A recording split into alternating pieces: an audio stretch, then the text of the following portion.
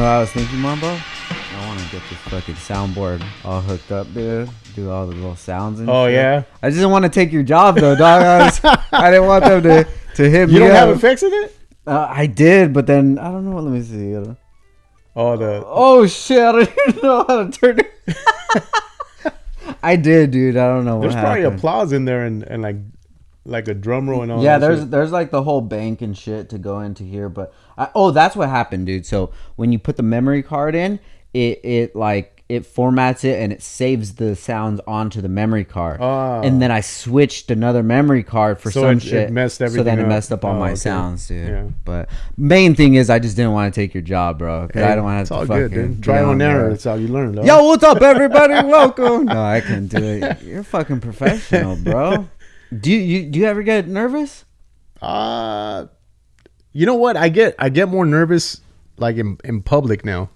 Oh, Because really? it's always been the face has always been the little cartoon.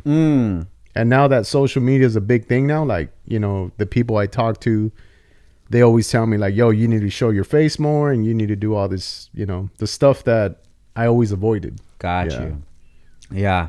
I could just imagine that, like, even before social media, like, I didn't know what you look like. No, a lot of people didn't. Yeah. So you started to notice a lot more people like recognizing who you were in public. Yeah, and I think for a while too, like, because I don't worry about the pictures that are out there. Like, we do a lot of Photoshop stuff. Yeah. So a lot of it is like, you know, it's the stuff that people would probably panic about, like, oh, I don't want that picture out there, but I'll put my face like on a, you know, random stuff, and people will say like, yo, that's the dude from Instagram. Like, it's not even what the show is no more. It's just like the pictures that I post on Instagram. I saw that one that you did. It was one of my favorites. It was I think it was the baby. Oh yeah, with the LA hat. Yep, yeah. Shouts out to Little Wicked, man. He's the one who does all the graphic. Oh, really? Stuff. Yeah, He's good at Photoshop. yeah, he's real good, man. He's a real talented kid, and I seen that dude grow up since he was born. Because his dad used to do the morning show with us. DJ Wicked. Yeah. Right. And now Little Wicked's my DJ in the morning show. Oh yeah. shit. So it's a trip. That's cool, man. How's everything going at the show?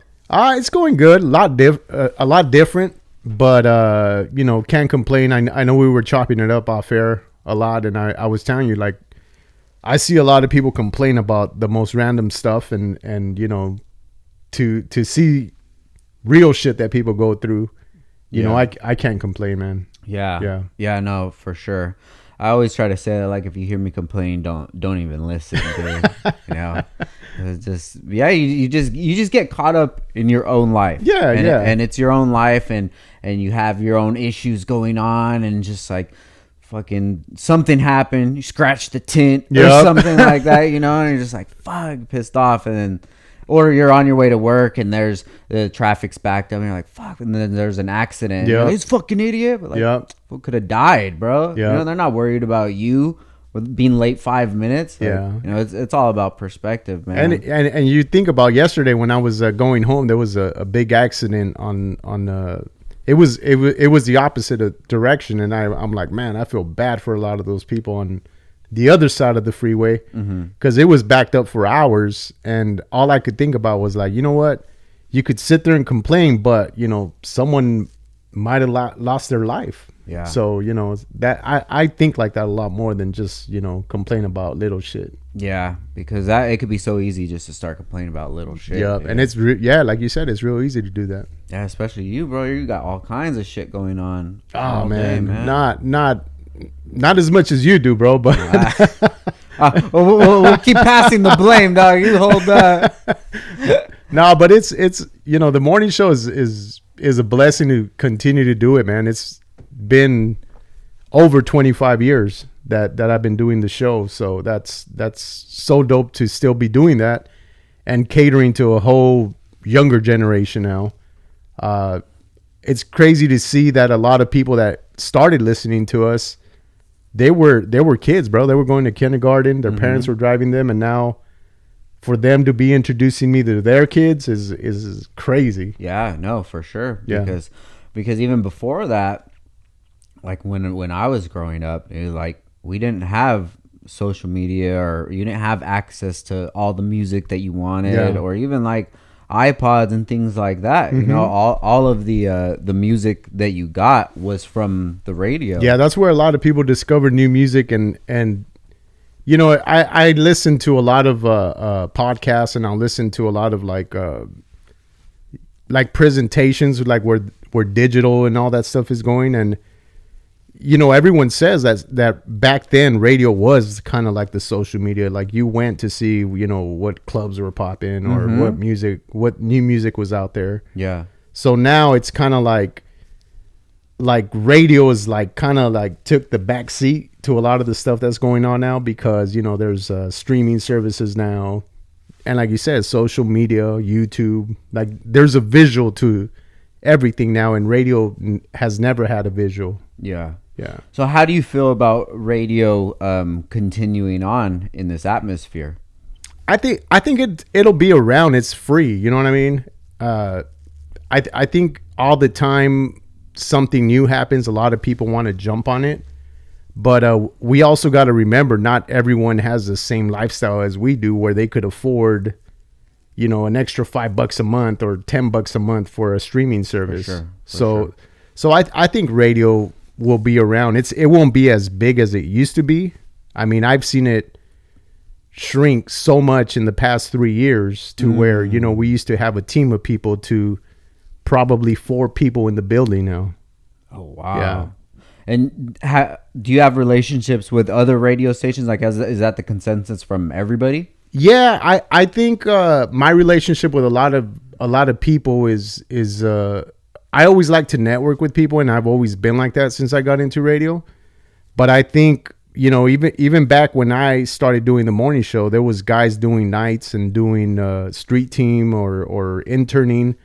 To see them 20 plus years later now having their own morning show or doing something big for the company, I think sharing ideas and staying in touch really helps everyone in the radio world. Because back when I started, everything was competitive.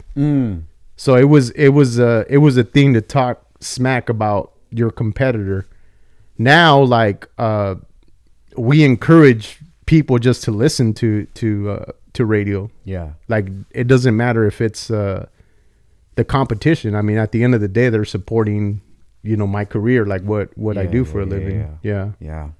No, I definitely feel that. You know, I miss when I worked at Best Buy, I would listen to the radio all the time. You know, my jam was Talk FM. What was it like? Like Tom Likas. Oh yeah. Bro, it was probably like from 10 o'clock in the morning all the way till when I was off, dude. That shit was so popping, bro. Was that Danny Bonaducci? Yep. All the talk stuff. All the talk, yeah. And then it was Frosty, Heidi, and Frank. And then the man, Tom Likas, dude. Did you ever fuck with them? Tom Likas was like the Andrew Tate. For sure. Yeah, yep. That's what he was. I just had a convo with someone about that, and it's funny how you know, a younger cat, you know, will have a convo with me about something like that, like, oh, you need to be on this dude, you need to be listening to this guy. But I listened to like three or four episodes of interviews that he had done, and it just reminded me of Tom Likas, like of what he would do. For sure. Yeah. There's always that open lane. Yeah. For that sort of content. You know, partially agree with some of it. A majority of the stuff How does your lady feel about it? She doesn't pay any attention to it, you know. I feel like those guys that are like very misogynistic. Yeah. They can't have a good relationship with their mom or their sister. That's the way that I see it. Because how could you treat another woman like an object? Yeah, I when it comes to like media stuff, like I always look at the entertainment side of it always. Sure. And I think a lot of people, especially the world we live in now, like they wanna shock the audience. And I think a lot of the stuff that he was doing was all shock. Yeah. And that's why, especially guys, a lot of guys like wanted that lifestyle, because he flossed a lot of stuff that, you know, a guy wants. That every like thing that a guy would lust for, Yeah. he had. Girls, Bugattis, houses, everything. Yeah. He was there. Yeah. But Tom Likas did it first, bro. He did. Can you think of anybody before? Like a young Art Laboe or something? Rest in peace. I'm pretty sure like everyone picked up that idea from somewhere. I mean, even when we started, like I was a big fan of LA radio, so that had a big influence in the way we put our show together when we did a night show. Baker Boys was a big part, and they were like huge during the early 90s, and they're still doing radio to this day. Joey Boy, who they used to do nights at Power, him and Johnny, they used to go by These Crazy Kids. Like years later, he ended up working in our building, and it was such a trip to work alongside people that influenced me to do this. Yeah. And years later, they're still doing radio too. Joey Boy worked at Power 106? Yeah, that's where he started. I didn't know that. Yeah. And so now he's in like Phoenix or something like that? He's in Chicago. Oh, wow. But he syndicates his show to Phoenix. Oh, that's dope, dude. Yeah. Do you like Charlemagne? Yeah, I'm a fan of anybody like creating content and doing, especially what I do. Like I like to listen to different shows. Doesn't even have to be about, the music that we play or anything, but I mean, I think if you build your own lane, you're obviously creating a fan base. And I think sometimes I don't agree with what everyone says, but I get it when you're almost in the entertainment business trying to keep listeners or keep followers. How much of that do you have to deal with from taking your profession and your voice into consideration versus how you actually feel? How far away are those things, or are they pretty meshed up together? It's kind of hard because I understand the question, but it's kind of hard because sometimes like if I go somewhere or if I go eat and I don't have the Mambo in the Morning attitude somewhere, like someone will easily point it out to you in the DMs. Like they'll say like, we try to say hi, but you look mad, or some stupid. But it's not even that. Like, for starters, I have a a face like I'm always mad already. RBF. Yes. And the other thing too is like I never know who's around me, you know what I mean? So I always like when someone does hit me up like that, I'll just say like, yo, just say what's up. Like come and say hi. Like, but I think a lot of the things that I do on the air and off the air, it's very similar to what I do, because a lot of the things that I do use or compare, like topics that we talk about, is my real life stuff. Yeah. So at the show now, it's just you. Yeah, it's me, and then it's Little Wicked as my DJ, and then WizKid is like my producer. Okay, got you. So recently, Rico left the show. How was that transition? It was tough, man, because we worked together. I mean, when I first started radio, I've always had a sidekick. I was his sidekick when he had his night show, and then we created the Rico and Mambo brand. Then after that, he left, so I had to figure out how to do something by myself. Then eventually, like in early 2001, we ended up, teaming up again to do the morning show. So it was just hard to try to keep some of the same features that we were doing, because I didn't want to mess too much what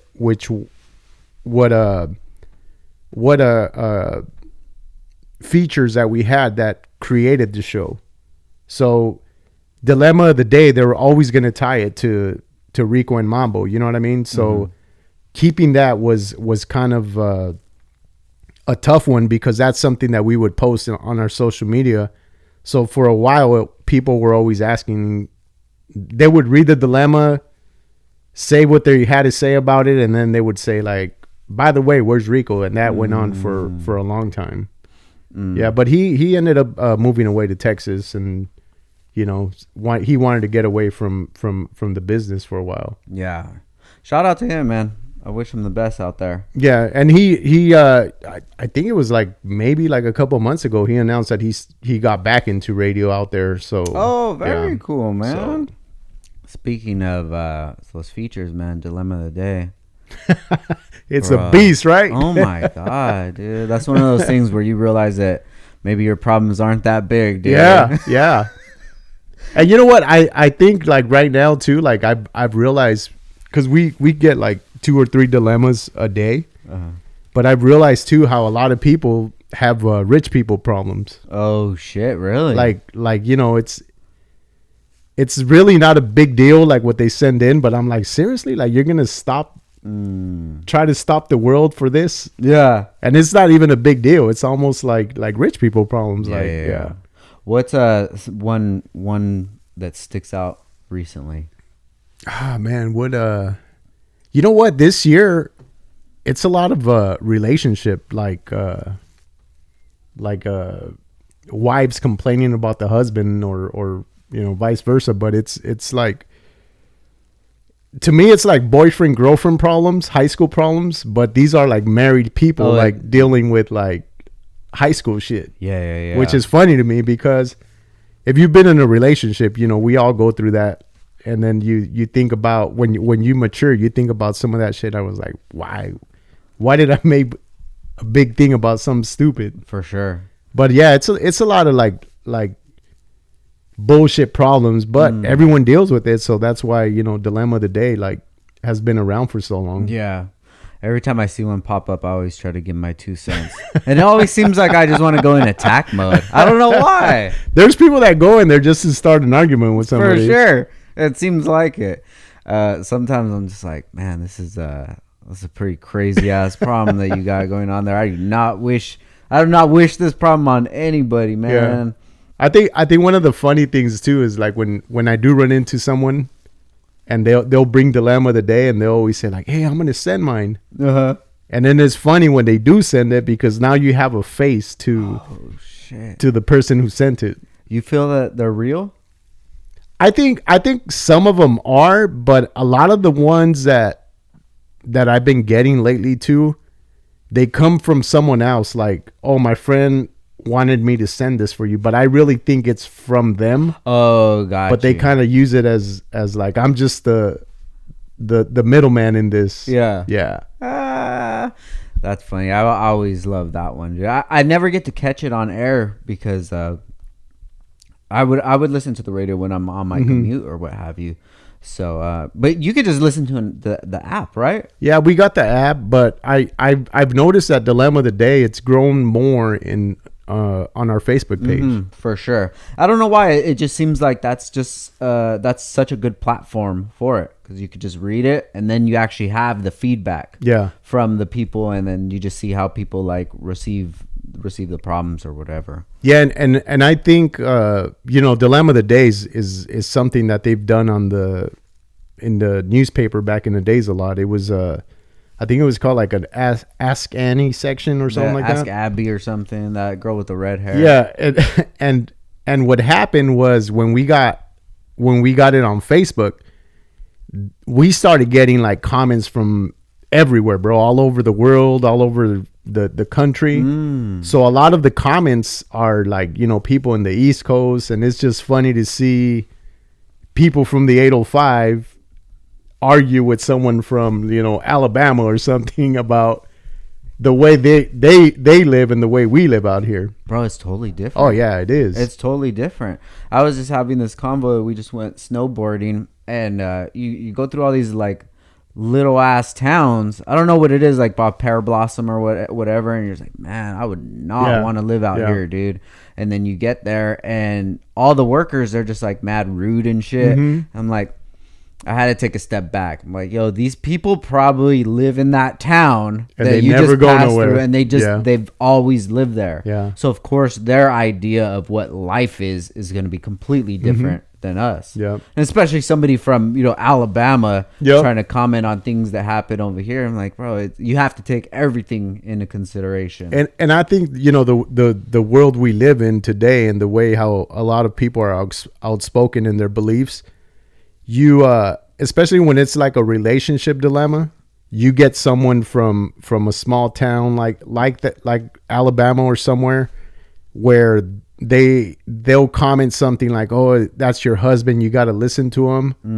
Then you get someone from Cali who's like anti that, like, "What do you mean?" Like, What do you mean them? Yeah, so I gotta, you know, I just entertain myself sometimes with them going back and forth, man. So yeah, people live different. you could get caught up like just reading comments for like, you know, you'll lose track of time sometimes, like just reading comments. That's such a good feature to have, especially just to help build the socials. Like that's a lot Yeah. of Yep. engagement right there. Yeah, and it's funny, the people who discover it for the first time, if on Fridays we don't do it, like we focus on other stuff, but people will hit me up like, "Hey, you forgot to put up the dilemma today," or "What's up with today's dilemma?"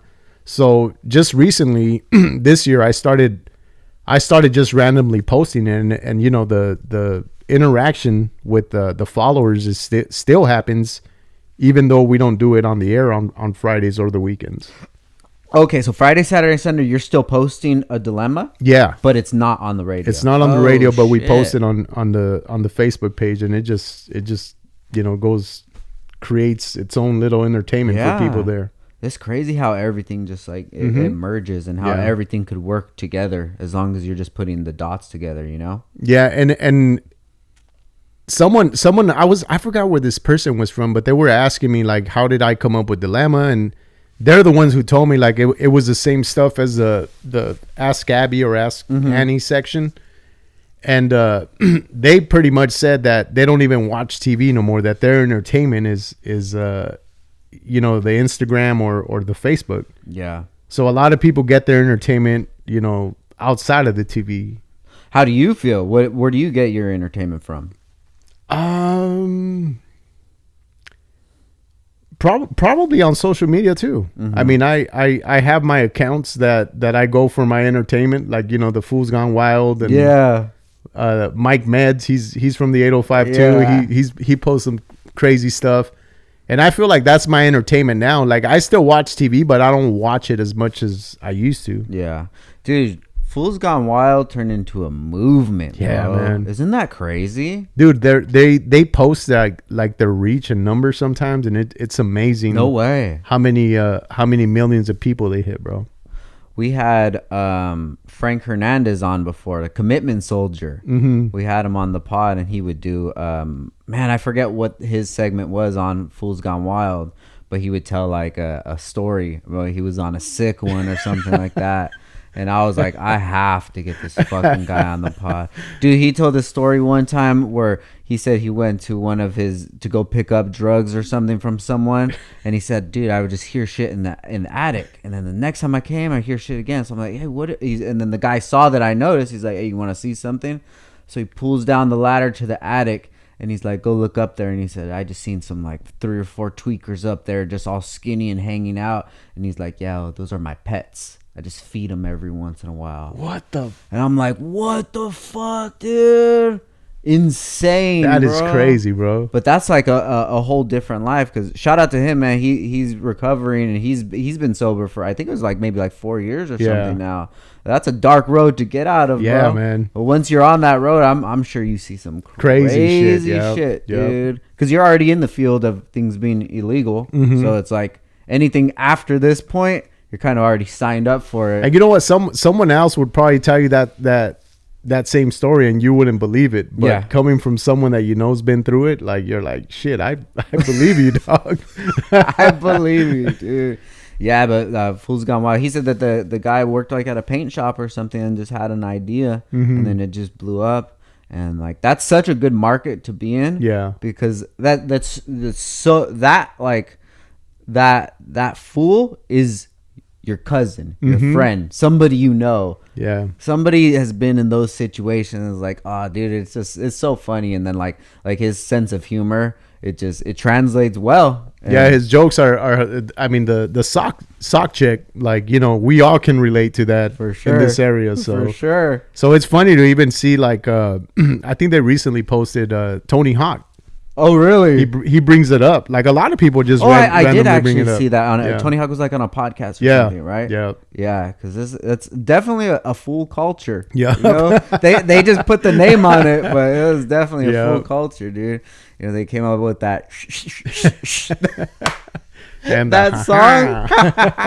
that song though, dude.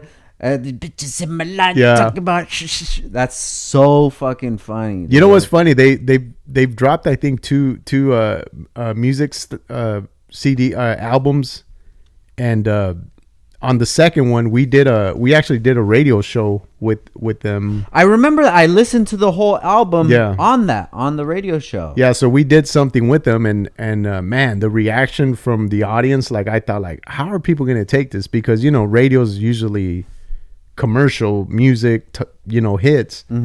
But the reaction was crazy, bro. Like something that I hadn't seen since like the early 2000s, when, you know, radio was real active with listeners and people checking in.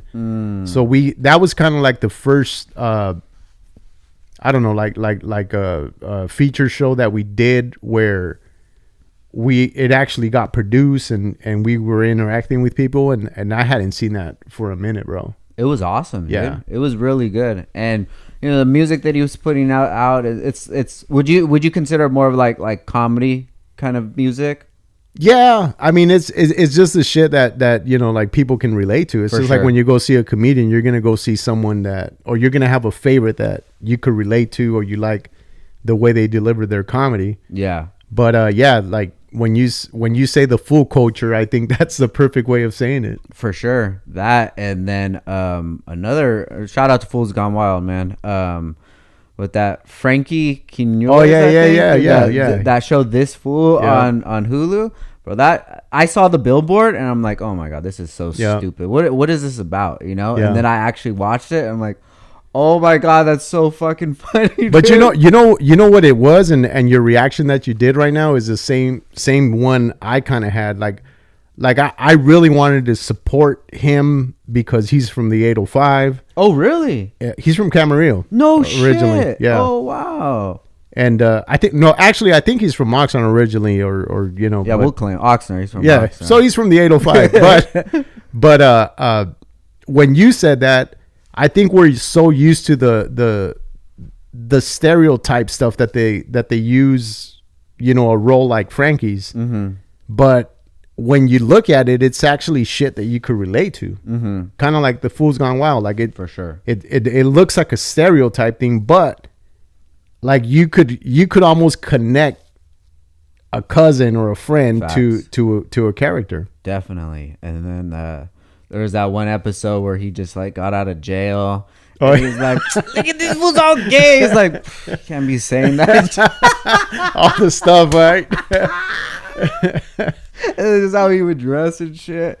I definitely want to see that guy. I didn't know that he was a local though. That's yeah, sick, man. He's super dope, bro. Like I remember, I think he was in San Francisco, and he had hit me up. He was doing a show at the harbor, and he wanted to roll through.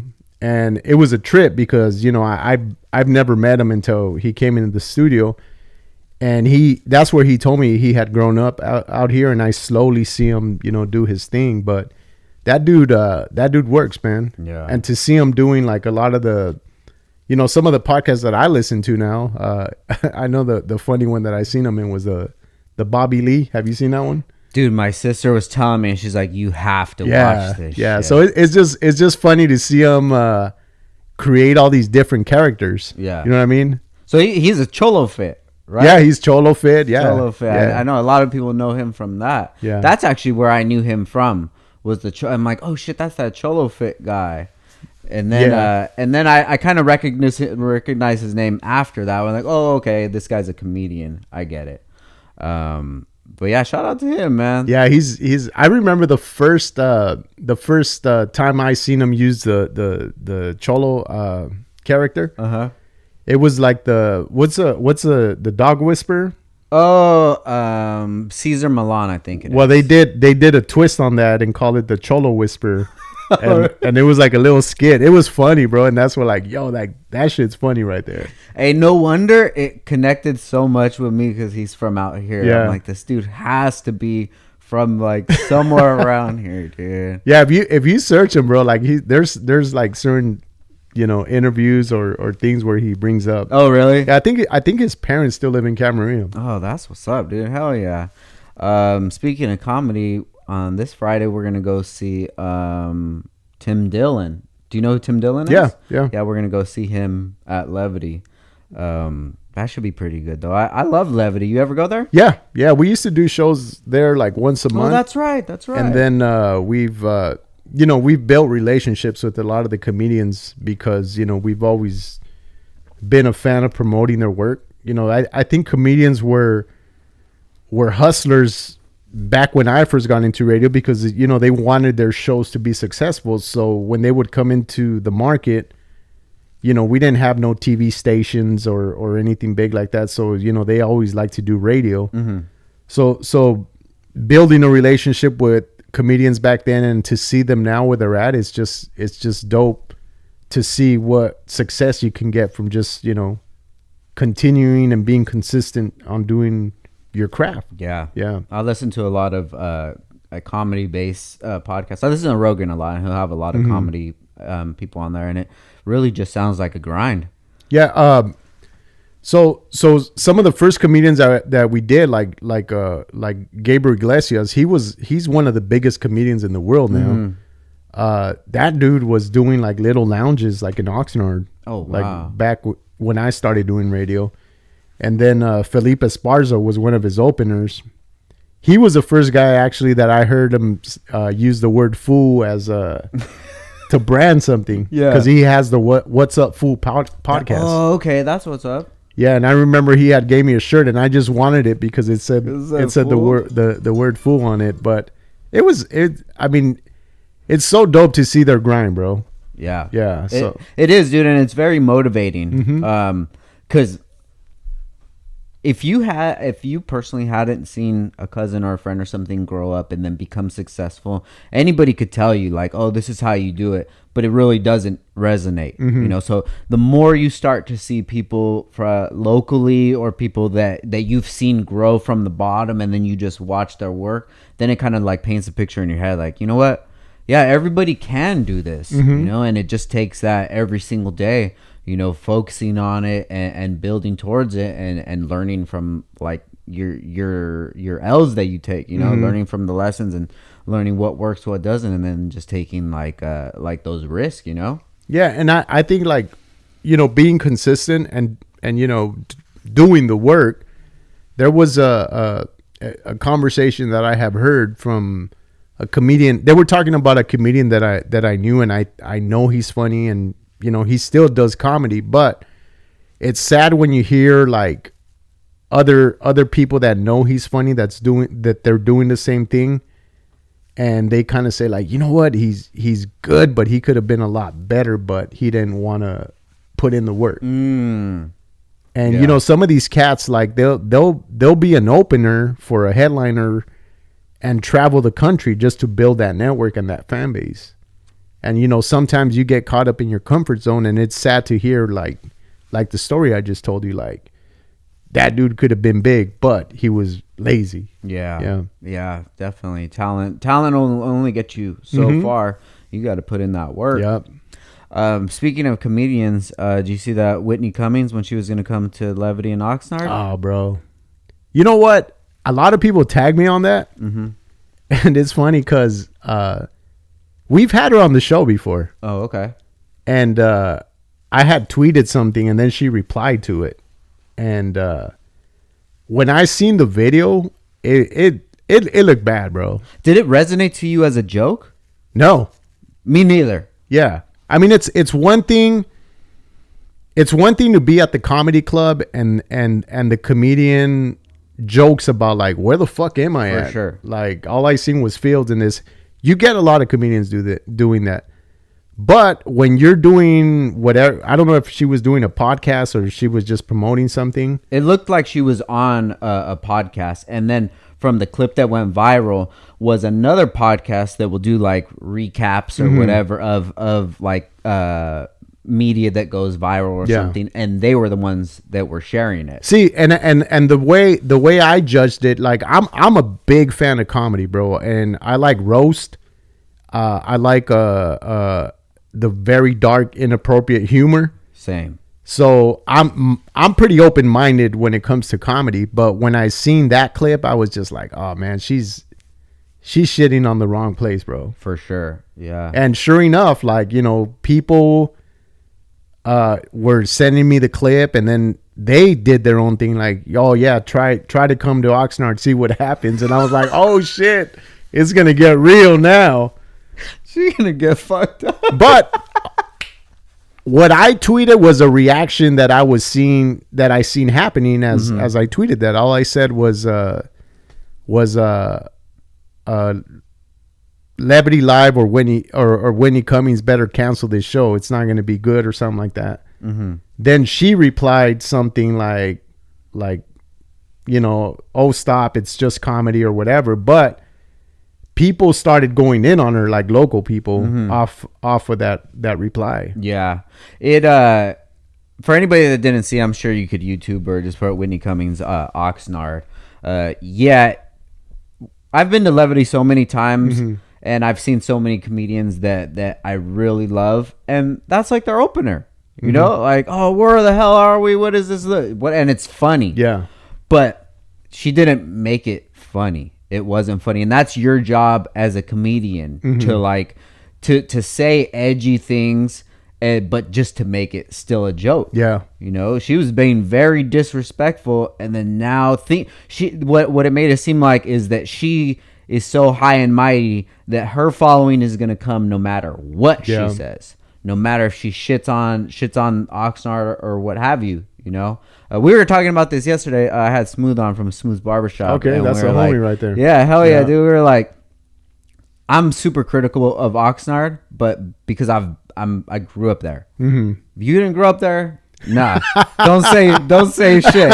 You don't have the room to say shit. If you're born in Ventura, Camarillo, wherever, don't say anything. You know what? I get shit because, you know, I grew up in the 805, and I grew up in Santa Paula. I lived in Oxnard. I lived in Fillmore, but being in radio and always having to represent this area, like anything that falls under the 805 umbrella, like I got love for it. You know, I might be making jokes or talking shit about certain things, but I try to make it into something, and always have the 805's back. For sure. Regardless. You know, like sometimes like you'll be in a different city or a different town, and you'll see something that connects you back to the 805. Like the 805 beer, for instance. Yeah. Like when that came out and you started seeing that shit at Costco, and you're like visiting family in Vegas or somewhere. Worldwide. You're like, oh shit, 805. Yeah. But yeah, what she did, what Whitney Cummings did, like I'm a fan of her work. Yeah. Like I've always been a fan of her work, and when I seen what started going on, I was like, oh, that's not going to be a good look for her if she comes over here. Yeah, for sure. Yeah, I'll listen to her on Rogan and stuff, and she's cool. You know, I never had any issue with her. I still don't. I just know that that's like, sometimes you do things in the heat of the moment, and you have to pay for them. Oh, yeah. And it hit her pocket, no matter what. And you've seen other comedians do it in not dissing a city, but even dissing a person or dissing a race, and it doesn't end good for them. Yeah. If you're funny, you don't have to go to that level. You could figure out something else. I mean, when we have comedians on the radio, like they'll talk similar shit, but it's a lot different than the way she tried to deliver that her promoting a show versus, you know, the comic being in the studio and talking to the area, trying to promote the show. Yeah. You know, the one thing that really stuck to me that I knew it was her real feelings was that she said that she lives in the 805.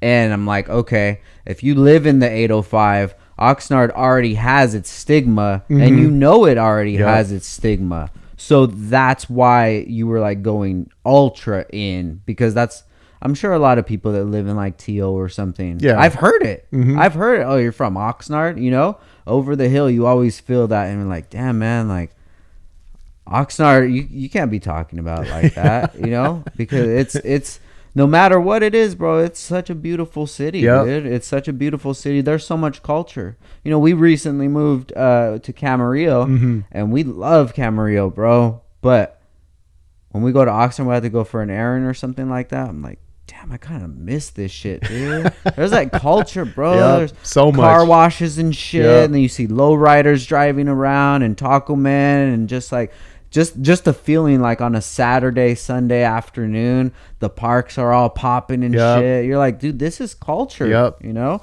And I don't know if there's any other city in the 805 that has that sort of the cultural feeling.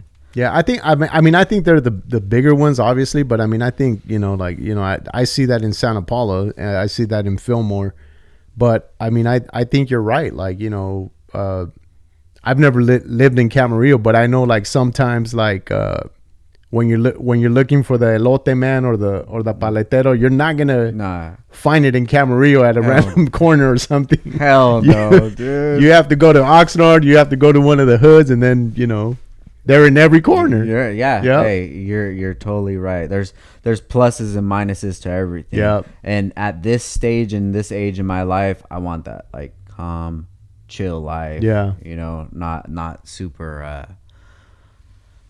busy. Yeah, I mean, you're still in the 805 at the end of the day, so all day, for sure, man. I definitely hold that shit on my back, dude, because it made me who I am. For better or worse, it made me who I am. And, you know, for me to get to for me to start learning things that have helped me in my life, I want to just put that out there, and hopefully I can help others. Yeah. You know, like I was saying, that somebody didn't have a brother or something like that had success in their field, but maybe I know them from cars. Maybe I know them from school or something like that. So then hopefully what we do, even this, you know, even sitting here with you, bro, I know we've gained a good friendship since we met, but like this is still big to me, bro, because what you represent to the 805 is so huge, and for me to be able to call you a friend, like that's big. Yeah. And I never thought it would even get to that position. And you know what? Growing up, when I lived in Santa Paula, like seeing someone that was, you know, like doing something positive or you know, playing for a certain baseball team, and you knew they were from your city, from Santa Paula, it kind of put like a lot of pride in it, and you're like, man, if that dude can do it, or if they're doing something, like, why can't I do it? For sure. So like you saying you moved to Camarillo, but you know, you still have and show a lot of love to Oxnard, like, you know, that's sending like a good message to a lot of kids in Oxnard who probably feel like, oh, I'm just a kid from Oxnard, like, you know, how am I going to get there? But man, like I said earlier, if you're consistent and you want to follow that dream, you could, it don't matter where you're from. For sure. It doesn't. You just think about all the athletes that have come out of Oxnard. Oh yeah. Even like boxing, bro. Terry Pendleton or something like that, you know. Boxing. Like, dude, boxing is so huge out here. I remember when we watched Vargas, like, damn, dude. Yeah. That's Oxnard right there. You know, Robert Garcia, like, yeah, that's repping Oxnard, dude. And and then his kids, Vargas's kids right now are killing it, all three of them. They're boxing? Yeah. Oh, wow. They're out in Vegas. Yeah, they're out in Vegas. Dude, shout out to Fernando Vargas, man. That dude was viral before viral, bro. Oh, yeah. How are you going to make people have your haircut, dog? How? Exactly. And Fool's Gone Wild, or who was it? Someone recently posted him. Oh, really? The old pic. I was like, oh, that's dope. Yeah. Hey, shout out to everybody that had the Vargas bangs back. And that's what they call it, the Vargas haircut. Give me the bangs, dude. Who else? Who else has something that a fucking haircut, right? Just to them. That's lit. Shout out to him, man. But yeah, for people just trying to do something in the 805, like you guys are doing something amazing for them with the 805 locals, dude. Like you've had us on there, and that's helped out so much, man. Not only for the business, but just for me morally, like how I feel inside. Like, man, this is like an accomplishment that I've made to be on the radio. And then I see all the people that you have. I'm like, damn, you're putting on so many people, dude. Yeah, I think the the pandemic opened up my eyes to just to see what the struggle is for a lot of businesses. You know, I feel like in a business, like one of the big things is marketing. And I think a lot of people think like if you have something good that people are just gonna know about it. Yeah, like you still have to put the message out there. So when they gave us a green light to do that, I was like, oh shit, we're gonna run with this. Yeah. And even like now this year, I'm working on doing a local business of the week where we actually highlight them with on our website, on social media, and with commercials. So now someone who couldn't afford radio commercials, like we're gonna figure out a way to make it work for them to put, you know, their brand out there. So you're gonna offer like a whole package kind of deal thing? Yeah. Oh wow, there's so much value to that, dude. Yeah, and that's what I think. Like, you know, sometimes like, well, during the pandemic more, I seen how much restaurants were struggling, and it was sad to read some of the messages that we were getting, because they were like, if this doesn't work, I don't know what I'm gonna do.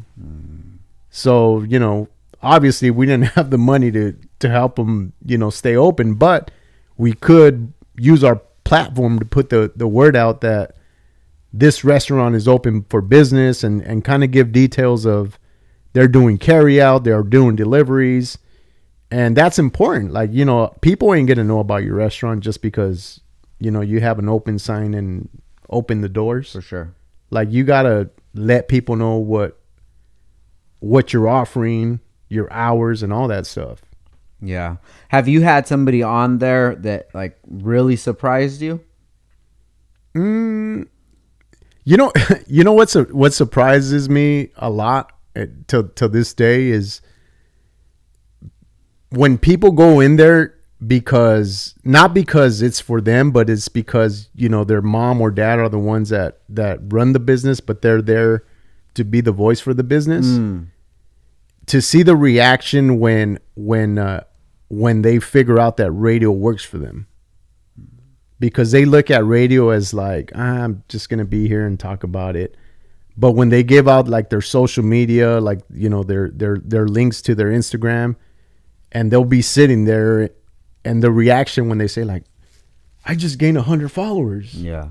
So seeing that reaction, and then that person being a believer and then wanting to buy commercials, it's crazy to see that, because they're not believers when you're there pushing your brand, bro. Like, you're not, like, I don't want to say that I'm doing you the favor, but at the same time, it's like, take advantage of this opportunity, man. Like, you never know who's listening, what new customers are out there. For sure, man. It's you are definitely doing a huge service, dude. A huge service to well, I wouldn't put it all on me. Like the company really, like we've been wanting to do something like this.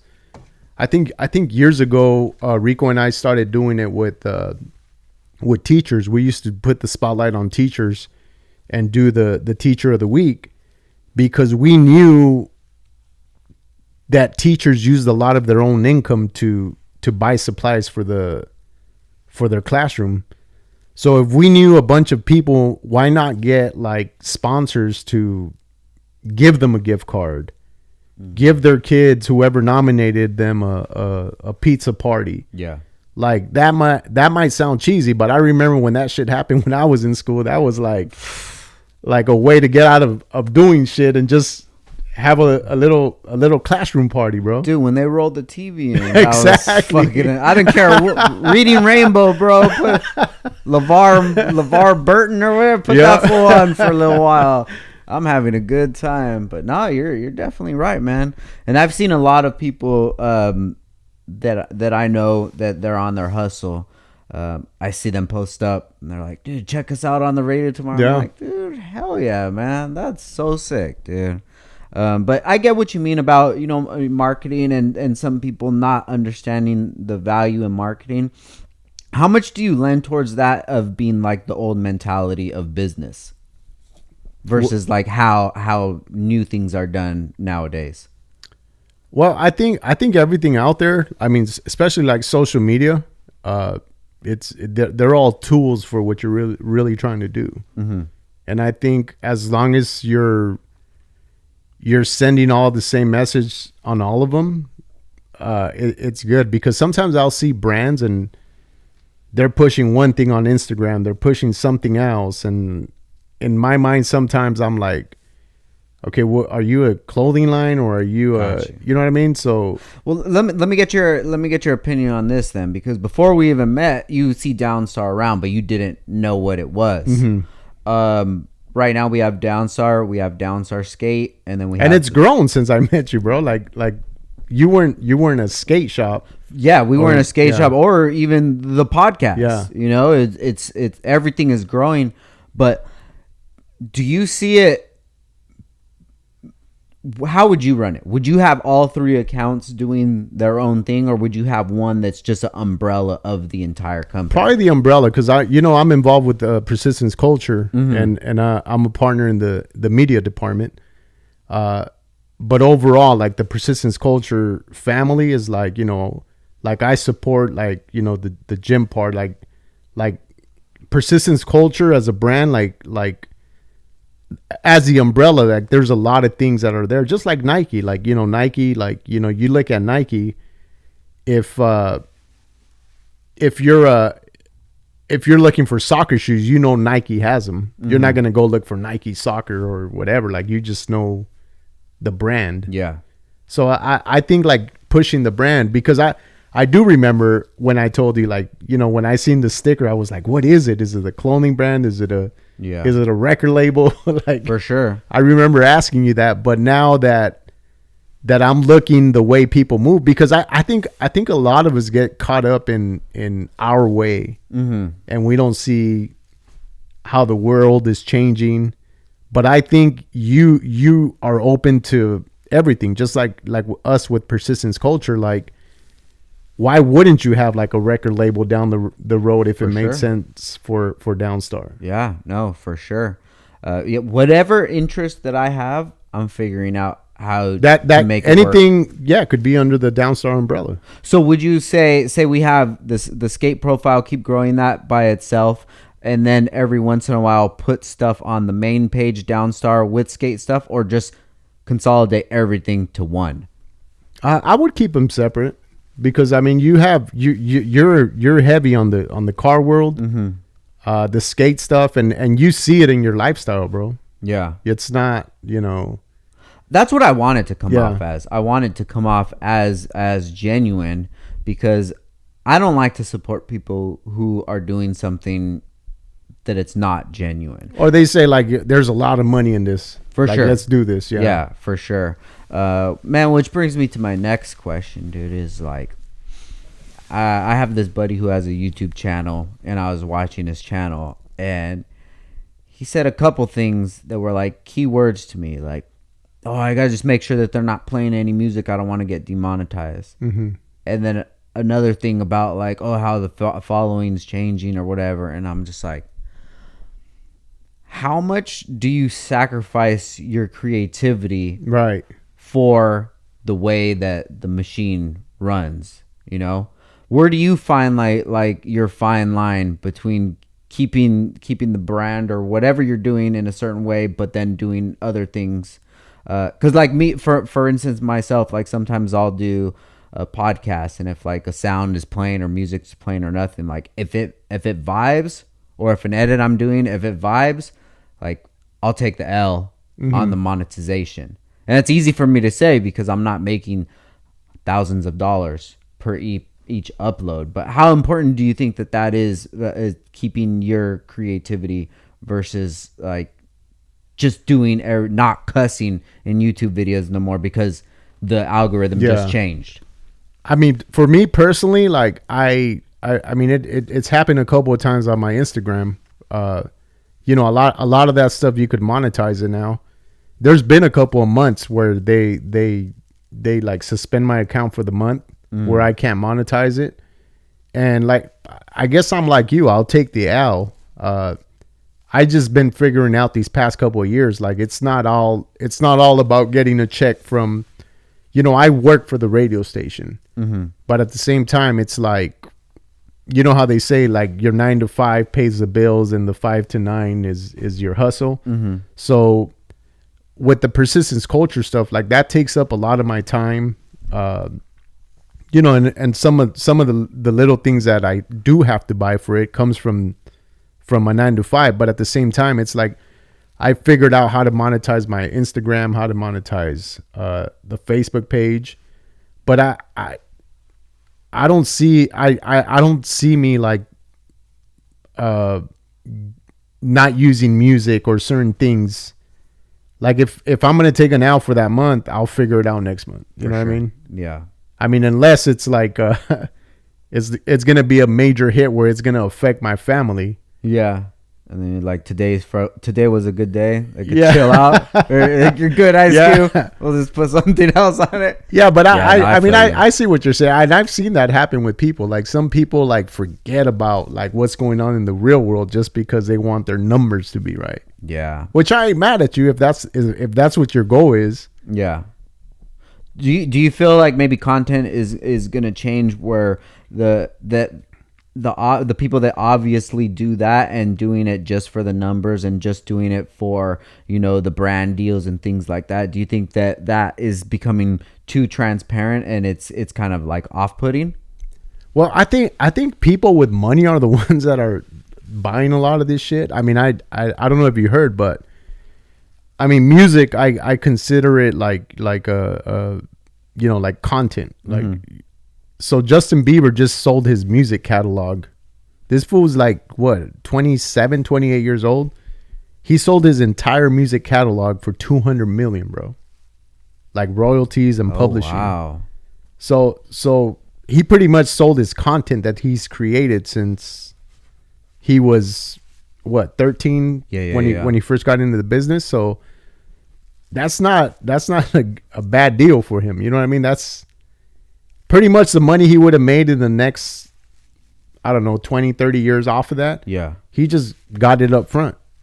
Now, where do you think that shit's going? Because I see that happening a lot nowadays. Well, I think with that, like, you know, I mean, you've seen it happen with Death Row, and what did he do? He pulled all that shit from all the streaming platforms. So I don't think you could go to Apple and actually pull something that was on Death Row Records. So Snoop acquired Death Row, and you're saying he pulled everything? Well, have you looked for anything streaming on off of Death Row? No, I haven't. Yeah, because there's a song that I was looking for and I couldn't find it nowhere. Oh, really? And then I was having a convo with someone, so I think a lot of this shit is like licensing too, because you got to remember, like, you know, music is used in TV shows, movies. So I feel everyone who buys those catalogs is you know, they're gonna make their money back quick. Yeah, I feel like they already know what the big play is. But I think this Justin Bieber move, he's still young, bro. Like there's so much shit that he could still create and not only keep his 2 mil that he made, but for sure create more stuff that, you know, maybe in another 10, 20 years he'll make a similar deal. Dr. Dre just did that recently, right? Yeah, I think he was doing it. I'm not sure if he did it, but yeah, he's another one. Yeah, I've been hearing about that a lot lately. Just trying to wonder, like, what's a big play? What's gonna happen with all that? You know, it's so weird, the music industry, because I listen to a lot of music podcasts that kind of dive into that stuff, and they've been talking a lot about people selling their royalties. And yeah, I guess so. Like 200 million. This is gonna sound stupid. Just doesn't seem like enough for Justin Bieber's entire catalog. Yeah, but how many people are even tuning in for him right now? So you're able to cash out all the shit that you've already been eating off, and you're already done with it. Yeah, that 200 mil is like super good right there, you know? Right. And like I said, he's still in his 20s, so he still could create new content and, you know, do another deal like that in another 10, 20 years. Damn, what would you do with 200 mil, dude? Straight up right here. Like, I just gave it to you. Like, hey, here. You know what? I've always, you know, with the lottery getting big, everyone just dreams. Yeah. I've always told myself, like, I'm gonna make sure that I have my organizations ready that I'm gonna straight up hook up, give my part to, because I know, like, sometimes when you get caught up or come up on something, you forget about doing your good deed. So I have my my organizations that you would give to, that I would give to, like right off the bat. Yeah, no, me too. And I got my group of people, my circle, my small circle, that you know, I'd probably just give a bag of money to. For sure. I would hit up the charity of Lamborghini for sure. I would make a huge, you've been talking about that for a minute, bro. I'll make a huge donation towards them and see what they give me back. Yeah, for sure. I'm buying a lifetime pass to Toppers. Just one time. It was one time. You'd be the first one. 100,000. Just give me the card, and that's it.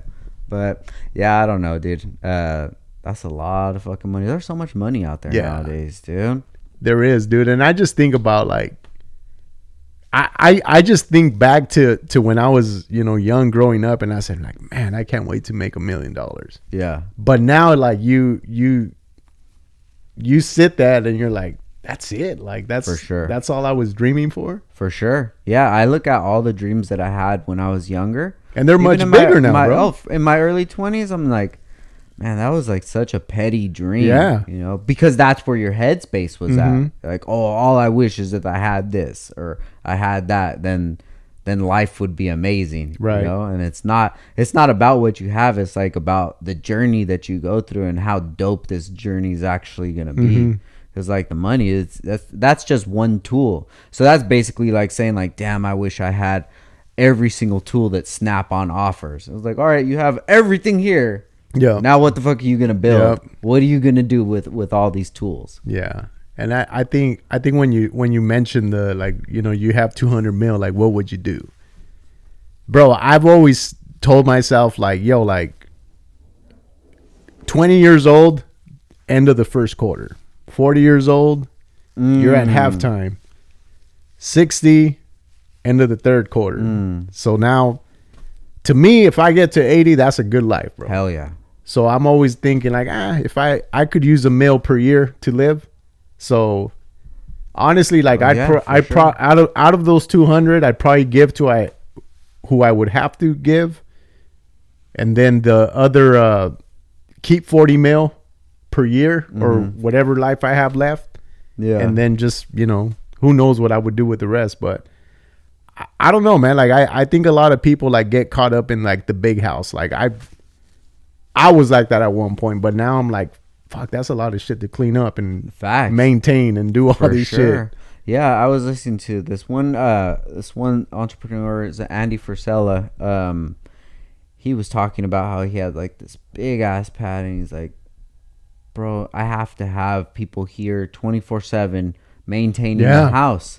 It's like, I don't want this shit. I don't want anybody here. I don't want the gardener here. I don't want, like, why would you want those headaches? Yeah. You know, just because that's what society deems as success, is a huge house in Malibu, you know, which would be fucking sick. But it's like, yo, what else comes with this? And I think that for me, success is freedom to be able to do whatever I want with my time. Yeah. That's how I deem success now. And I'm reaching success, but I don't feel like I'm there yet because I still have to come in. I still have to make the business move, and I still have to do these grind things. Yeah. They're at a different level that they were in the past, but still, I'm still on the grind. And growing, and you're growing at the same time. For sure. And I need to keep grinding because everything is growing. I remember this was years ago. I went to a friend's house, and he done great for himself, and he had a big house, and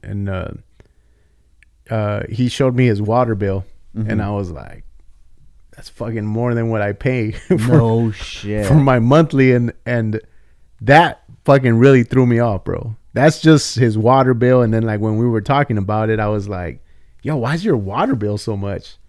So when he started breaking it down, and you know how big his property was, and making sure, you know, the grass was green, and all the showing off you do for people who don't give a fuck, then I realized, like, I don't know if I want a big house. Yeah. Like, I don't know if I want a water bill that big. And that was before the water prices were what they are today. So has it changed a lot? I don't know. He moved away, but We're out of a drought now, dude. you think so? We have to be. That shit was raining like crazy, bro. You see Bro, that shit? I think they just keep making shit up. I think they're lying. I think so. They're lying about I mean, I think everything. there's shit I agree with and shit I don't, but I think the one that did it was the toilet paper thing during COVID. But then now, like, fucking eggs, bro, how expensive they are now. Like, I'm just like, what's gonna be next? Man, it got us with the gas. It got us. And I personally think, and I hate like talking politics and all this shit. I think a lot of people don't pay attention to the shit we vote for. Yeah, for sure. It's just like what's cool? Like, what are we gonna go with? Yeah. I think that's why we're in the situation we are today. I think because everybody just voted with their emotions, whichever fucking way it goes. People are voting for their emotions, and I don't know how much faith I really have in the votes. Anyways, Right. I don't know if that's how we even really get people in. You know, it's hard for me to even co-sign that's even a reality. Yeah, and I think now with all the information or access to information that we have, just confuses you any more, because you have people like, you know, telling you one thing, then you go to someone else and they tell you a different thing, and you end up thinking like, does this shit that I say or do even matter? What do I even know? I don't know. Like the older I get, the more I feel like I just don't know anything. I don't know. We could be in a whole simulation right now, bro. Who the fuck really knows, dude? That's how I feel, brother. But I want to talk to you about Persistence, man. Tell me a little bit more about that. How you ended up working with them, and actually what it is for people who aren't familiar with the brand. So Persistence Culture is a CrossFit gym, and I met Enrique, who you know, we call him the godfather of persistence, just because he's involved in every department, and he's the man behind Persistence Culture. And he teamed up with some of the trainers and some of the other owners, and they did this CrossFit gym. I joined it right before the pandemic, and then you know, that's when everything kind of shut down. So I was still involved with it, and then we launched we were talking about launching a media department, which, you know, was a podcast studio and camera stuff. And we're coming up on our 100th episode on that. But while that was happening, he's also involved in the apparel department. There's the meal prep service. Oh wow, they do meal prep as well. So it's like there's a lot of shit that goes on, and it's all for you know, staying in shape, health stuff, and I just believed a lot in what he was talking about. And I've always wanted to start my media company. I think I told you even before I started it. And so when I would chop it up with Enrique, it just happened to be a good opportunity. And not only that, I was able to be a part owner of it, and that really like got me excited to like start doing it and jump on it. You know, of course, anything you do, you come across like speed bumps that slow you down, but you know, just being surrounded by the right people and making shit happen, like that was the team I needed for that, you know. And Rico's always been like a very supportive, and he's not, you know, something I've done business with other people, and it's a lot different than what it is, because sometimes they'll tell you like things to shut you up or stop asking questions, but he's always been like, you know, like 100% real about everything and straightforward about it.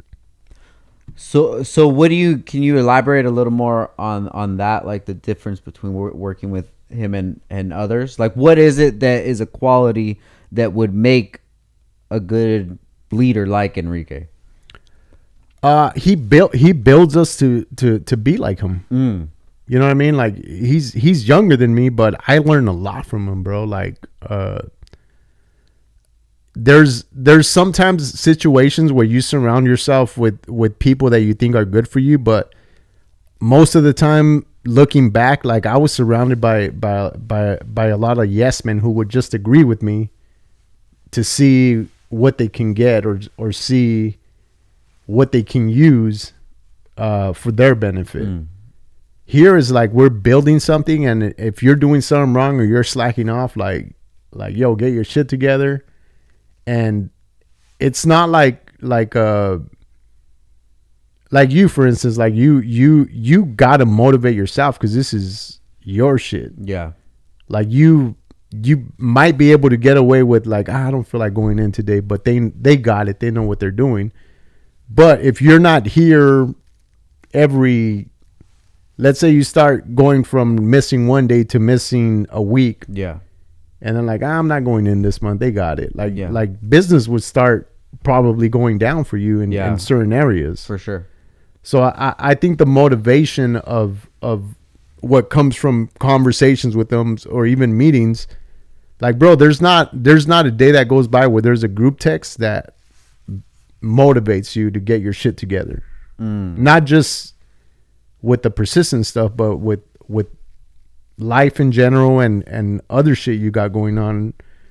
Like sometimes like I'll get up to go to work and I've already had like 3 phone calls on my drive to work with people, which like it's 4:00 in the morning, bro. Oh my gosh.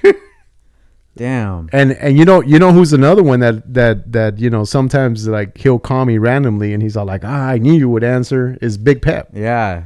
So that dude will hit me up because he gets up early too, and a lot of the people in that group, you know, we're early grinders, bro. Yeah. And I think just having the right people around you, and that's to me, that's what, you know, the persistence culture family, that's what we do. You know, we're building something, but at the same time, we motivate and push each other. Like building each other. Yeah. That's beautiful, man. Shout out to Big Pep. He has his podcast, Pep Talk. Yeah, that's Talk. Through you guys, right? Yeah. That's very cool. Yeah, he's got his podcast, and we run it on the Persistence Culture channel, Apple Podcasts, Spotify, and there's a couple of them that we have. I know Jason, who's the co-host on the main one. He does a sports one too. So it's not just focused on like gym stuff, but it's just like, you know, we interview local businesses. We just get real people, kind of like what you do, man. Yeah. Cause like we had this combo where your podcast is not about like what your business is. It's just a podcast. Yeah, that's I was telling somebody this the other day, is the reason it's called Downtime with Downstar is because this is on my downtime. Like every day, everything is just focused around cars, and I'm just like, okay, I like other things too besides just cars. But the cool thing is it's under your brand, and those conversations come up. Yeah, for sure. Yeah. And then we'll have somebody on that has a world record or something like that, which it's super notable to highlight those things. But I want to actually highlight the person and see how they were able to get that world record. Yeah. And, you know, just break down the whole story all the way down to where they were a kid. And hopefully somebody could listen to that and be like, damn, I relate to this guy on this level. Yeah. You know, like Lorenzo Booker, you know, Lorenzo Booker, he played for, I think it was like 4 NFL teams, dude. They're about to open the Bard Boys, the marijuana shop in El Rio. It's like a wellness. I think that's what they call it. It's about to open up. Him and Ronnie Jenkins, his cousin, and both of those guys played for the NFL, and they come from the south side of Oxnard. Yeah. You know, so we have them on the pod. People could listen to their story and be like, "Damn, I live right there. Yeah. I live right by that market. You know, I went to that high school. What is the difference? What did they do different that I can do differently to be able to get to that point?" Yeah. You know, and a lot of the similarities are just, you know, like you say, consistency, man. Yeah. Just don't give up. And every day I always, like, at the end of the day, consciously or not, I think about the whole day Yeah. and what made me feel good and what didn't make me feel good. Mm-hmm. You know, how did I interact in this situation, take a step back and look at it and be like, man, I could have actually approached it a different way. Yeah. Or like, damn, today was such a good day. You know, we did this and did that. I'm stoked. I feel good for the day. But it's all about, for me, is that self-evaluation. Yeah. See, like, yeah, am I on the right path? Am I doing things right? Did I let how I feel, my anxiety, or that I took time to eat late, so it kind of messed up my mood? Like, what can I do better so that stuff doesn't? Do I need to get some snacks or whatever stupid shit? You know, whatever I gotta do. So you being like somebody that has to be up early, you know, you're doing things throughout the day. Like, how do you get throughout the day? How do you manage all of that stuff? What are some tools that really help you out? I think one of my biggest things in the, you know, since the pandemic was, I've never been good at time management, and I feel like that's been a struggle, and that's something that I've been working on more, because I've always been that person that, you know, if I say I'm going to meet with you, like I make sure I'm there like at least 5 minutes early. If I forget, you know, I'll drop whatever I'm doing just to go to the meeting. So now, like, I'm kind of like more trying to work on my time management more than anything, just because like, if I'm like dedicating myself to building this persistence media department, a lot of that work and time goes after I'm done with you know, my work shit. So if I'm not giving it my 100% on something that I'm building for myself and my future, like, I'm at the end of the day, I'm cheating myself. Facts. So I mean, even when I mention time management, bro, like, sometimes, like, I'll be focused at work and I'll get up and I was like, shit, I haven't ate like in 6 hours, bro. Like, I better go get some. To where, like, you know, there comes in like the meal preps. Like, I make sure that I have that. I forgot whose podcast I was listening to. I think it was Big Peps. He had Nolan on it. Oh yeah, that was Pep. And he was talking about how, you know, we talk about all this shit that we want, but sometimes, like, we forget to take care of our bodies and our health. Because if we do meet that $1 million goals or $10 million goal, like, if your health ain't there, bro, like, you're not going to be able to enjoy that other goal that you wanted. So, like, I've been thinking more about, like, my health and, like, you know, trying to lose weight. Like, there's a lot of shit that runs in my family that I don't want to deal with diabetes. I don't want to deal with, you know, shit that I could prevent, you know, from what I eat or what I do. For sure. So as far as time management goes, what are some tools that you actually use that help you out with it? I think I try to plan on how you reflect on what went on, like, in the morning. Like, I'll try to plan out my day. You know, I plan out my day and I'll go through my calendar and make sure, like, all right, I got the podcast with Frank. So let me put like a 3-hour window on that. And before I was like, if I had to be here at let's say noon, like we met today, I would probably run a call or a meeting until 11:55, knowing that I'm 5 minutes away and rush over here. To where now it's like, all right, I got this with Frank. Let me end this at 11:30, and that gives me 30 minutes to get over here or get something to snack on if I have to. Yeah. Versus before, I wouldn't give a shit and just probably be here hungry, and you could hear my stomach growling and on the mic and shit. But now I try to, like, you know, time shit out more and make it make sense to me trying to accomplish something. Because before, bro, like, I would just throw shit on my calendar, and then if I would reflect at what went on throughout the day, it was nonsense, bro. Like, a lot of the times, Like, just wasting time. not wasting time, but just doing a bunch of busy work that it's all right if I didn't do it. For sure. Or meetings that I don't need to meet with you. You don't need to do that right now, which Yeah. is going to compromise my time that I'm going to be spending. Yeah, that makes a lot of sense. Yeah, I've been actually just thinking about like a better tools to be able to keep track of the day and then what's going on. I see a lot of friends use like the notes section. Yeah, I use notes a lot as reminders, but also, like, you know, our studio is like a couple buildings down here from where you're at. I also give myself, like I said, I give myself more time. So, like, if I do bump into someone, I had a chance to. The last time we talked, Yeah. I knew I had like an hour extra to like chop it up with you or do something, and that's why we're here, because we got to connect and network sure. and just catch up in conversation. And you're always gonna run into someone, bro. It's just the way of I know people who, like, hey man, if I run into someone, they're only getting 15 minutes of my time and I'm moving forward. And I've seen the way they work, and it works for them, bro, because I know how busy they are and they still get to catch up with someone. And I just feel like now, with what I do at work compared to before, it's like crazy, bro. It's not like when you had a team of people helping you with everything else that goes on in that building. Now it's just me and 3 other people in there. It's still the same task got to get Yeah. done. Yeah, I feel you, man.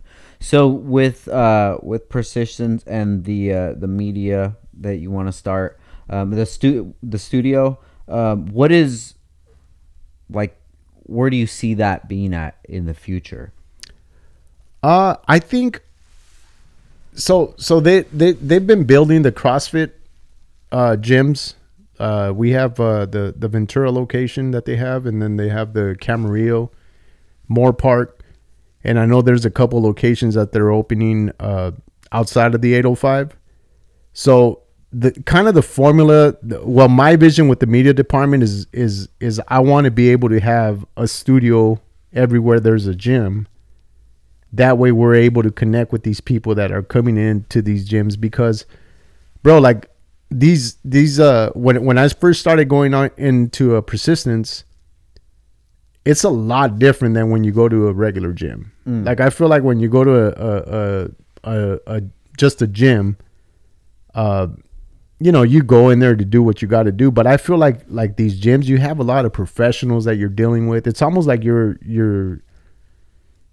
going to get your health right, but you're surrounded by a lot of successful people that you could share information with. Oh, okay. You know, like doctors, nurses, they all have cool stories that you could have on the podcast. So I think, like, when I went to Persistence, I felt like it was like I could learn a lot from these people. Got you. So if we have a gym, like, let's say in Arizona, and we have a podcast studio, like, those are some cool stories that we could share, not only with, you know, someone that's a part of our culture, but also share it with the world with the podcast. Yeah. So at this location right here, what do you guys actually do? Is there a gym right here, or? No, this is where we're at. It's the gym and not the gym. I'm sorry, the apparel department and the podcast studio. Okay, got you. I would like to check it out if I can one day, dude. Yeah, we'll walk over there after this. Okay, cool. Where's the Camarillo location for the gym? I do not know, and that's bad on me, bro. It just well, we just took it over maybe right before the holidays. Yeah. Okay, got you. That would be cool, man. Because I've actually thought about going to a gym.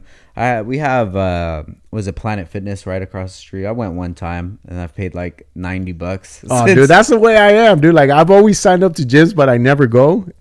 But I'm telling you, bro, like I haven't gone in a minute, but I go and pick up my meal preps and link up with people and just like being around, like, you know, not just the people that I'm with, but a lot of the members that go to the gym, like, bro, it's just like so dope to see people motivating each other. Yeah. That's what I need around me. Like motivated people, you know? That's why I just love to come to work, because my guy Gabe out here, like, dude, we just always create together and just come up with ideas. And we're like, dude, let's just go do it right now. And it's just so exciting, you know? Just, I think that's like, if I had my 200 mil, that's what I would want to do. Yeah. Just create, you know, just create things. And I feel like sometimes I just get so stuck in my routine in my life, and okay, I go to work, this is what I do, and then this is what I do at home, that I really don't throw many different things in the mix that challenge me, right? That I'm not good at, that like maybe I could learn something from, or just have like a new hobby or a new skill or something like that. I would definitely like to try something like that for sure. Yeah, it's you know what, when I first went, I thought it wasn't for me, but just, I mean, going, you're working out, you're being healthy, but at the same time is like being surrounded by like cool people that, you know, you either learn something off of or you end up doing something with them. I never thought that I would partner up with Enrique on this podcast studio, and you know, I think it's like 3 years already. We're up to 100 episodes, and just now seeing it grow, I'm just like, man, like it's just, who knows if I ever would have took that step to do it on my own. There's always those little interactions that you have with people, and then they blossom into something. You're like, damn. Yeah. If I just didn't introduce myself to that person, like none of this shit would have happened. And then it makes you think like, damn, what is not happening right now that could be happening? Yep. Who am I not talking to now that I'll be wishing that I wish I talked to them sooner in the past?